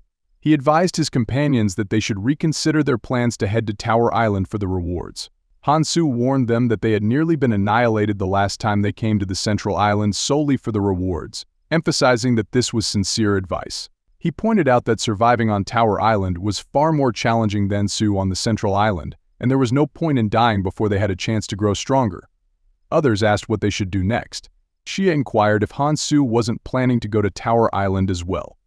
Hansu replied that there was always a way to obtain rewards from any island and that his warning was meant to emphasize personal responsibility. Xia realized that Hansu was the type to take risks and gamble, and wondered if she had misjudged him. A boy mentioned that Hansu was correct. The Tenor clan had grown after convincing the remaining Uravelikers when the monarchs disappeared. However, everyone was exhausted and needed rest, so they might consider relocating to a safer place. As they were preparing to leave soon, he wanted to thank Hansu for everything that had kept them alive. Extending his hand to Han, he suggested that they should meet again if they both survived. Another agreed with this sentiment. Jimin asked if they should prepare to leave as well. Xia replied that since Hansu had advised against going to Tower Island, she believed it was wise to heed his advice. The crystal then activated the teleportation gate. One man wondered if they were going somewhere else, expressing his frustration with these types of places. He felt it would be risky to venture to a location that even Hansu wouldn't handle. Hansu suggested they move on, as he had things to do. A man said that Tenor clan would leave first, urging everyone to make it out alive and hoping to see them again. Xia told him to simply say goodbye if he wished. Jimin decided she would head out ahead. Xia agreed with Jimin's choice, expressing that she wasn't sure about the farewell but hoped they would meet again. Hansu then asked a girl why she wasn't leaving. She replied that he should go first and that she had some things to take care of before she could follow. Hansu said if she insisted, they would meet at the next island. He then departed, while the girl wondered about the whispered conversations and where the others had gone, though she suspected some of them would head in the same direction. At Tower Island, Lee observed the portal opening at the crystal. He remarked that it had been a while since the message had arrived and wondered if those people were coming. Lee instructed his team to get ready and decided he would be the first to engage. As Lee prepared to attack, a girl arrived, asking him to step down. Her arrival was met with an intense welcome. Lee asked why she had come alone and where the others were. She replied that she had deliberately waited for everyone else to leave before arriving. Lee asked if no one had crossed over to their side and if she was certain that she stayed until the end to confirm. She assured him that she definitely saw them leaving and couldn't believe they had all fallen for the chain user's trick. After all, he had spoken loudly, trying to persuade everyone. Lee confirmed it was the same person again, mentioning that both the monarchs had fled, leaving their trials behind in response to his words. Frustrated, Lee struck a tree, breaking it, and expressed his irritation. He lamented that despite their efforts, they couldn't eliminate a single one of them, and that trying to locate the portal using his men was proving pointless. He asked if she knew why he was taking these actions. She admitted she didn't know, but noted that Han-Soo fought at the front and seemed determined to protect people, never having killed anyone. Lee responded that Han-Soo would be a significant obstacle to his plans and instructed the clan members on the other islands, including Tenor Clan, to eliminate them. The girl advised that Han-Soo seemed as strong as a monarch, suggesting that instead of attacking recklessly, they should be more strategic. Lee disagreed, asserting that since Han-Soo didn't kill people, charging at him might be worth the attempt. He instructed them not to hold back. Grabbing the collar of her shirt, he reminded her not to forget their goal, and she affirmed that she hadn't forgotten, emphasizing the need to remove any obstacles by any means necessary. Lee then asked her to inform the others about Han's appearance and the weapons he used, and to prepare for their advance to the tower. When she inquired if he wasn't going to wait, Lee replied that waiting wasn't his style. He then ordered everyone to retreat. After some time, Han-Soo arrived and noted that it seemed everyone else had left. He speculated that if the boy had any tricks up his sleeve, Han-Soo figured he would give up soon. As Han-Soo moved forward, he saw the boy standing behind a tree and asked how long he had been there. The boy replied that it had been a long time since they last met. Han-Soo asked if the boy had brought everything he had requested. The boy mentioned that Han-Soo was still the same and had indeed brought the earrings of the 7 siblings. He was curious about how Han-Soo planned to use them. Han-Soo expressed his gratitude and remarked that it was fortunate to have the items, as he would be heading to the next island. The boy was taken aback when he saw Han-Soo transform into a girl and asked if Han-Soo had used the artifact. Han-Soo responded that it was to make it harder to figure out his true identity. The scene shifts to the first floor of the tower, which serves as the main hall. Many people were wandering around, discussing their tasks and speculating that it would be better to go where fewer people were present. A man, alone and feeling fortunate, thought he had stumbled upon a place with the best rewards. However, he noticed there were fewer people than he expected and wondered what was happening. He recalled a small ghost who had given instructions earlier and hoped that the ghost would explain the situation. The man noticed a girl who seemed familiar and saw that she was approaching him. The girl was actually Han-Soo in disguise, but no one else knew. As a girl, Han-Soo asked the man if he had anything to say. The man asked if they had met before. Just then, a boy approached them, asking if they were together and if they could join him, as he didn't have any other members in his party. The man clarified that they were not together, but Han-Soo suggested they team up. They proceeded to the gate, wondering if they had enough people and whether they should enter. The boy explained that everyone was teaming up with their clans, making it difficult to find others to team up with. So it was fortunate that they had found each other. They wondered if there was a limit to the number of people per room, noting that the higher they went in the tower, the better the rewards would be. Shia questioned why they were still talking, as the objective was simple: enter the room, defeat the others who came out, and claim the rewards. It seemed obvious that they weren't there to make friends, so she wondered why they were wasting time. She asked how many of them they thought would survive. It was already clear who would likely perish soon, so there was no point in lingering. They all entered the room to battle the monsters. One of them remarked that they would be fine even if they were attacked from above and separated from the group. As a monster attacked, the man noticed that Han-Soo was wearing the earrings of the 7 siblings, which had reduced his stats by half. He didn't plan on fighting head-on in that state but needed to assess his level. Han-Soo engaged the monster, telling the man he was in her way before stabbing it with her dagger. She then jumped to deliver the finishing blow. Han-Soo reflected that she could have taken them down easily with her bare hands, but now she had to hit the monster twice to defeat it. A girl thanked Han-Soo for saving her, noting that Han-Soo had defeated the huge enemy with just a small weapon. She remarked that Han-Soo must have fought a lot on other islands. The girl asked if Han-Soo had seen anyone stronger and mentioned that she was searching for someone who was exceptionally strong. She had heard about a boy who helped people and used a chain-like weapon. She then asked the man if he knew this person, expressing her strong desire to meet him. Han-Soo told her to stop asking useless questions and keep moving. The man, however, remarked that talking a bit wouldn't hurt and wondered why Han-Soo was making a fuss. The girl clarified that the boy she was referring to had done a lot on Central Island and his name was Han-Soo. The man acknowledged that he knew Han-Soo somewhat, as they had started out together. The girl was thrilled to hear this and asked if Han-Soo was truly his comrade, expressing how amazing that was. The man asked her how she knew about Hansu. She explained that she had heard rumors among travelers about Han's strength. She then inquired if the man knew where Hansu was currently located. The man replied that he wasn't sure where Hansu was, as Hansu was always busy moving around. Even he didn't know Han's current location. He thought that if the rumors were about a strong person named Han, then it must be the same person he knew. The girl agreed, noting that Hansu resembled the description she had heard. He recalled the first time he met Hansu and acknowledged that if Hansu hadn't been where the man was currently, many people would have died. Hansu had been far ahead of him in terms of skill and strength. As they continued, they defeated the monsters, but the boy remarked that there were no artifacts among the drops.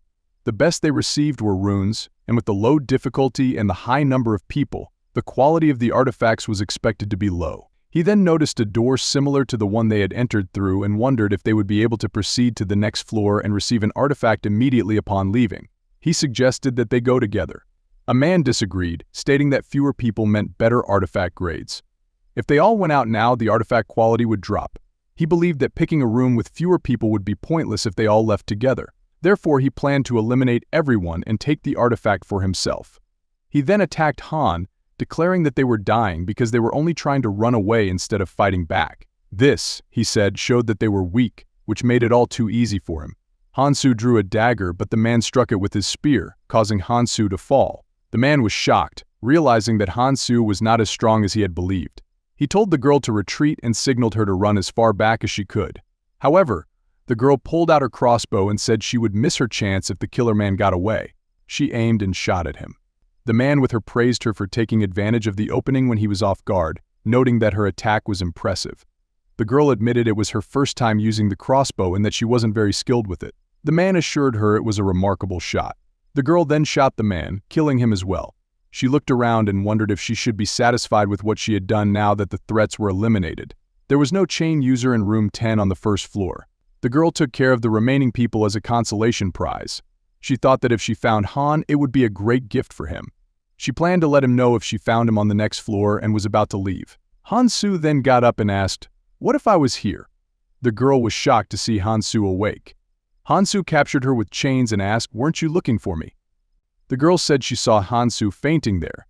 Hansu responded that his acting wasn't very convincing and instructed her not to even think about contacting her monarch. She had to remain silent.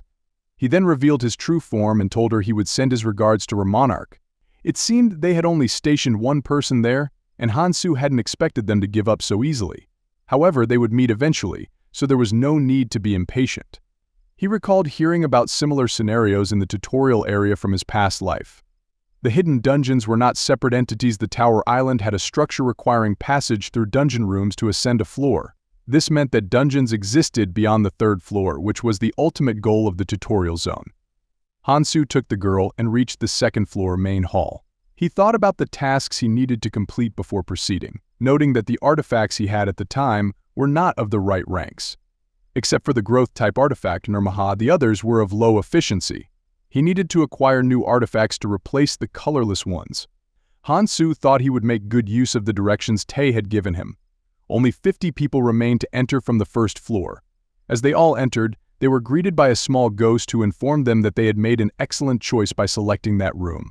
Among all the rooms in the tower, this one had the largest scale. They would need to defeat the guardian protecting the treasure and bring the treasure to the center of the island to exchange it for artifacts. The time limit was 2 weeks.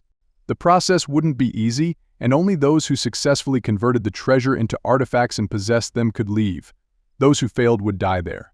There was only one treasure, so they had to decide whether to obtain 50 artifacts and save everyone or to choose 20 or even just one, allowing only a few to survive. The fewer the artifacts, the higher their quality, which Hansu understood. The ghost hoped they would make a wise choice and mentioned that there were a total of 128 guardians, which he would mark on the map. Hansu wondered about the challenging conditions and how they would manage to overcome them. A girl suggested dividing into 5 teams of 10, with each team responsible for hunting and eliminating 2 guardians per day. She believed that everyone should be able to handle this task. Others wondered if she was suggesting that the clans work together with just 10 people per team, potentially disadvantaging those without clans. Hansu thought the plan wasn't bad at all. A boy said his clan agreed with the plan, finding 2 guardians per group per day to be reasonable. He also mentioned that if they failed, they would be held accountable. His clan was well prepared in terms of numbers. Others felt they had no choice but to follow the plan to survive. They decided that once they found the treasure, they would gather all the others at the center immediately. They began organizing the groups. Hansu noted that the 128 guardians were scattered across the large dungeon and realized he needed to move diligently. For now, the key was to operate alone. He then left the area. A girl saw Hansu and wondered where he was going. Since Hansu was in girl form, everyone recognized him as a girl. Hansu recalled that he was after the hidden piece in that place. He remembered Tae's words, emphasizing that no one had ever succeeded, and that Tae's advice was particularly important for him to heed. Tae had mentioned that, among the orbs obtained by defeating the Guardians, only one shone brightly while the others were ordinary. People, greedy for the treasure, often discarded these orbs without a second thought. However, Tae had realized that these orbs were not ordinary and discovered, through his brilliant mind, that collecting 32 of them could be exchanged for an artifact that mimics the Philosopher's Stone quite well. For someone like Han, discovering hidden events was a minor challenge. Keldian remarked that Tae was unusually talkative for someone so greedy. Hansu stopped reminiscing and holding the chains in his hand, thought that, although the artifact was different from the Philosopher's Stone that Anvi Aaron Eri had, its effects would still be significant. He knew he had to obtain it. Hansu thought the dungeon's difficulty was high, and the number of times they could face the Guardians each day was limited. To get through them quickly, he decided to go alone and would wander just enough to avoid getting caught. Meanwhile, the others heard the sound of a monster nearby. They learned that the second Guardian was dead and congratulated each other, noting that this was the second Guardian defeated in just one day. At this rate, it wouldn't take long to succeed. A monster rushed to attack a girl, but she kicked it away. A man then used an arrow to finish off the monster and told her that she could have dodged it even without looking. He said he helped her for no particular reason. The girl replied that he should have handled it alone from the start. A boy commented that they hadn't even seen a Guardian yet, but everyone was moving so quickly and only encountering smaller monsters. The girl clarified that both the first and second Guardians were not defeated by a group, but by individuals acting alone. She had a strong sense of this. The boy agreed that if she said so, it must be true. She asked him not to call her by such names, finding that ability quite annoying.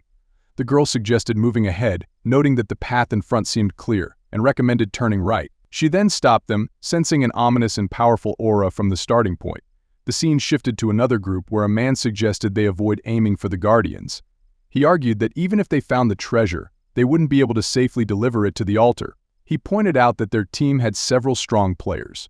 Another member agreed with this assessment. The first man proposed that while others were searching for the Guardians, they should use the opportunity to strengthen themselves. Hunting the roaming monsters would help them gain the strength needed for future battles. He added that they only needed to target those returning with the treasure.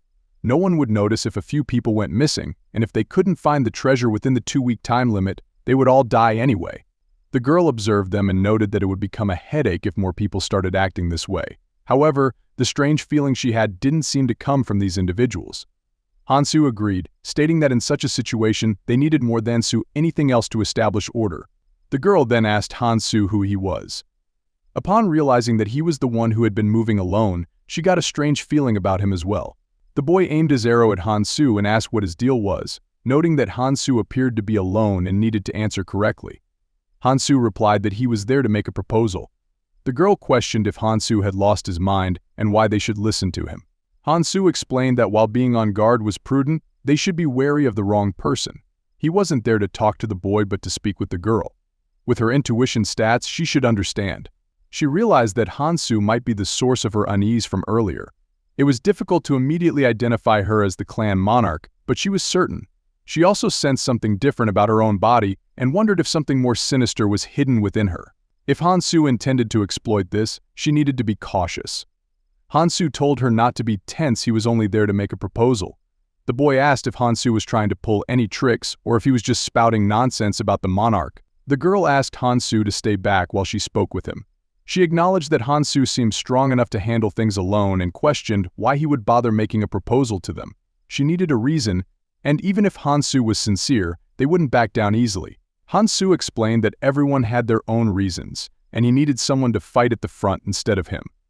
The girl asked if Hansu wanted them to handle the people who had just passed away, understanding why he might want that, but noted they couldn't manage 40 people. Hansu clarified that they only needed to deal with the weaker groups one at a time. He suggested using their monarch's trait to start by converting the weakest group into their clan members, thereby increasing their numbers. The girl thought that managing so many people was already a hassle and questioned why she should take on this additional task. Her intuition warned her that voicing her concerns might be dangerous. The boy thought it was clear she was already struggling with the number of people involved. The girl admitted she had hoped to get through this quietly without taking any action, but now felt she had no choice but to try Han's suggestion. Hansu said he would be watching them, and the girl responded that it might not work. Hansu said that someone with intuition, a rare trait to acquire in the tutorial area, should be able to handle the situation easily. Given that he had easily defeated the Guardian and obtained the treasure, it was the perfect time to prepare for the next step with the Exploration King. Meanwhile, players were apprehending others and rejecting the tattoos. The girl noted that they were already part of the clan and, with only 4 of them, binding them should suffice. Another girl objected to binding them. A boy asked if they were being discriminated against because they were from a different clan, even though they hadn't done anything wrong. The girl thought she had followed Han's instructions, but aside from those individuals, she had made everyone there a clan member. She found it exhausting and felt uneasy about the process, but felt compelled to do so because of her trait. They were congratulated for acquiring the treasure and instructed to bring it to the designated location for the exchange. The girl wondered who among them had discovered the pressure if everyone was present. A boy then showed her a glowing crystal and said it was found under a tree. The girl recalled that Hansu had said she would leave them all easily, implying that the real treasure was yet to come. The small ghost then appeared and confirmed that it was indeed the real treasure. It was a shame no one had died, as everyone had performed admirably, though it seemed they weren't the ones who had directly retrieved it. The girl asked if they wouldn't receive any reward. The ghost told her not to rush and that he would offer them many choices. Numbers then appeared in front of her, and she was asked to choose one. She was just a step away from the golden cloak. She considered that everyone should receive an artifact and thought about choosing number 50. She wondered if she needed to pick one and eliminate everyone. Finally, she chose number 50, which saved them all. The group was thrilled and pledged to serve her as their true monarch. However, she found the situation a bit boring and proposed a survival game all new clan members would have to kill each other, or themselves, as her command. Everyone was shocked and blue lines appeared on their hands. They wondered if she truly believed they would follow her orders just because she was the monarch. They discovered that the clan tattoos on their hands had been removed, which meant they were no longer bound by the clan's restrictions and could act freely. The ghost asked if they thought such an order to die would foster loyalty, calling them pathetic. He then informed them that the place would soon be sealed, as the path to the 3rd floor was already open. The group started running towards the exit. A girl who had been tied up freed herself and her friends, urging them to hurry and warn the monarch. They realized that the monarch was ahead of them and had already reached the 3rd floor. They could have killed them all there, but were interrupted. A girl announced that she would go alone to find the monarch because it was urgent. They understood that their monarch was in danger on the 3rd floor and needed to act quickly. Hansu located the person he needed and thought about how to find their leader. Since the path to the 3rd floor was vast due to the dungeon size, finding a specific person seemed nearly impossible, leaving only one solution. He recalled the conversation with Tei, Keldian, and Iris. Keldian had said that if they failed to capture the Dark Monarch in the tutorial area and move to the Red Zone, everything they had done so far might become meaningless. They needed to block all the oaths and guide everyone in one direction, and Tower Island was the perfect place to execute their plans. Iris agreed, noting that while the 1st and 2nd floors of Tower Island were impossible to navigate, the 3rd floor was feasible. There were hundreds of starting points on the 3rd floor, but once he entered, he would need the help of his clan members in that environment. Thus, he would call them back from all over, as this would be their one and only chance. The 3rd floor served as a passage before reaching the true otherworld. It mimicked the environment of the next Red Zone, differing from the real one but still resembling it, with monsters of a higher level than Su before. Their plan was to lure him into a trap. Tei had warned that if he sensed they were after him, he would hide immediately. They needed to strike when he felt safe. Tei predicted that he would try to bring his clan members safely to the Red Zone, so the key was to act with caution and strike at the right moment. He was strong, though not as strong as Tei, but still formidable. Hansu knew what he needed to do to eliminate him. Hansu stopped reminiscing and realized that his preparations for the final stage were complete. However, before proceeding, he needed to deal with the Dark Monarch of the 3rd floor. As he entered the 3rd floor, he took a good look around. No one was in sight. The girl and her clan members were hiding, and she ordered them to follow Hansu from now on.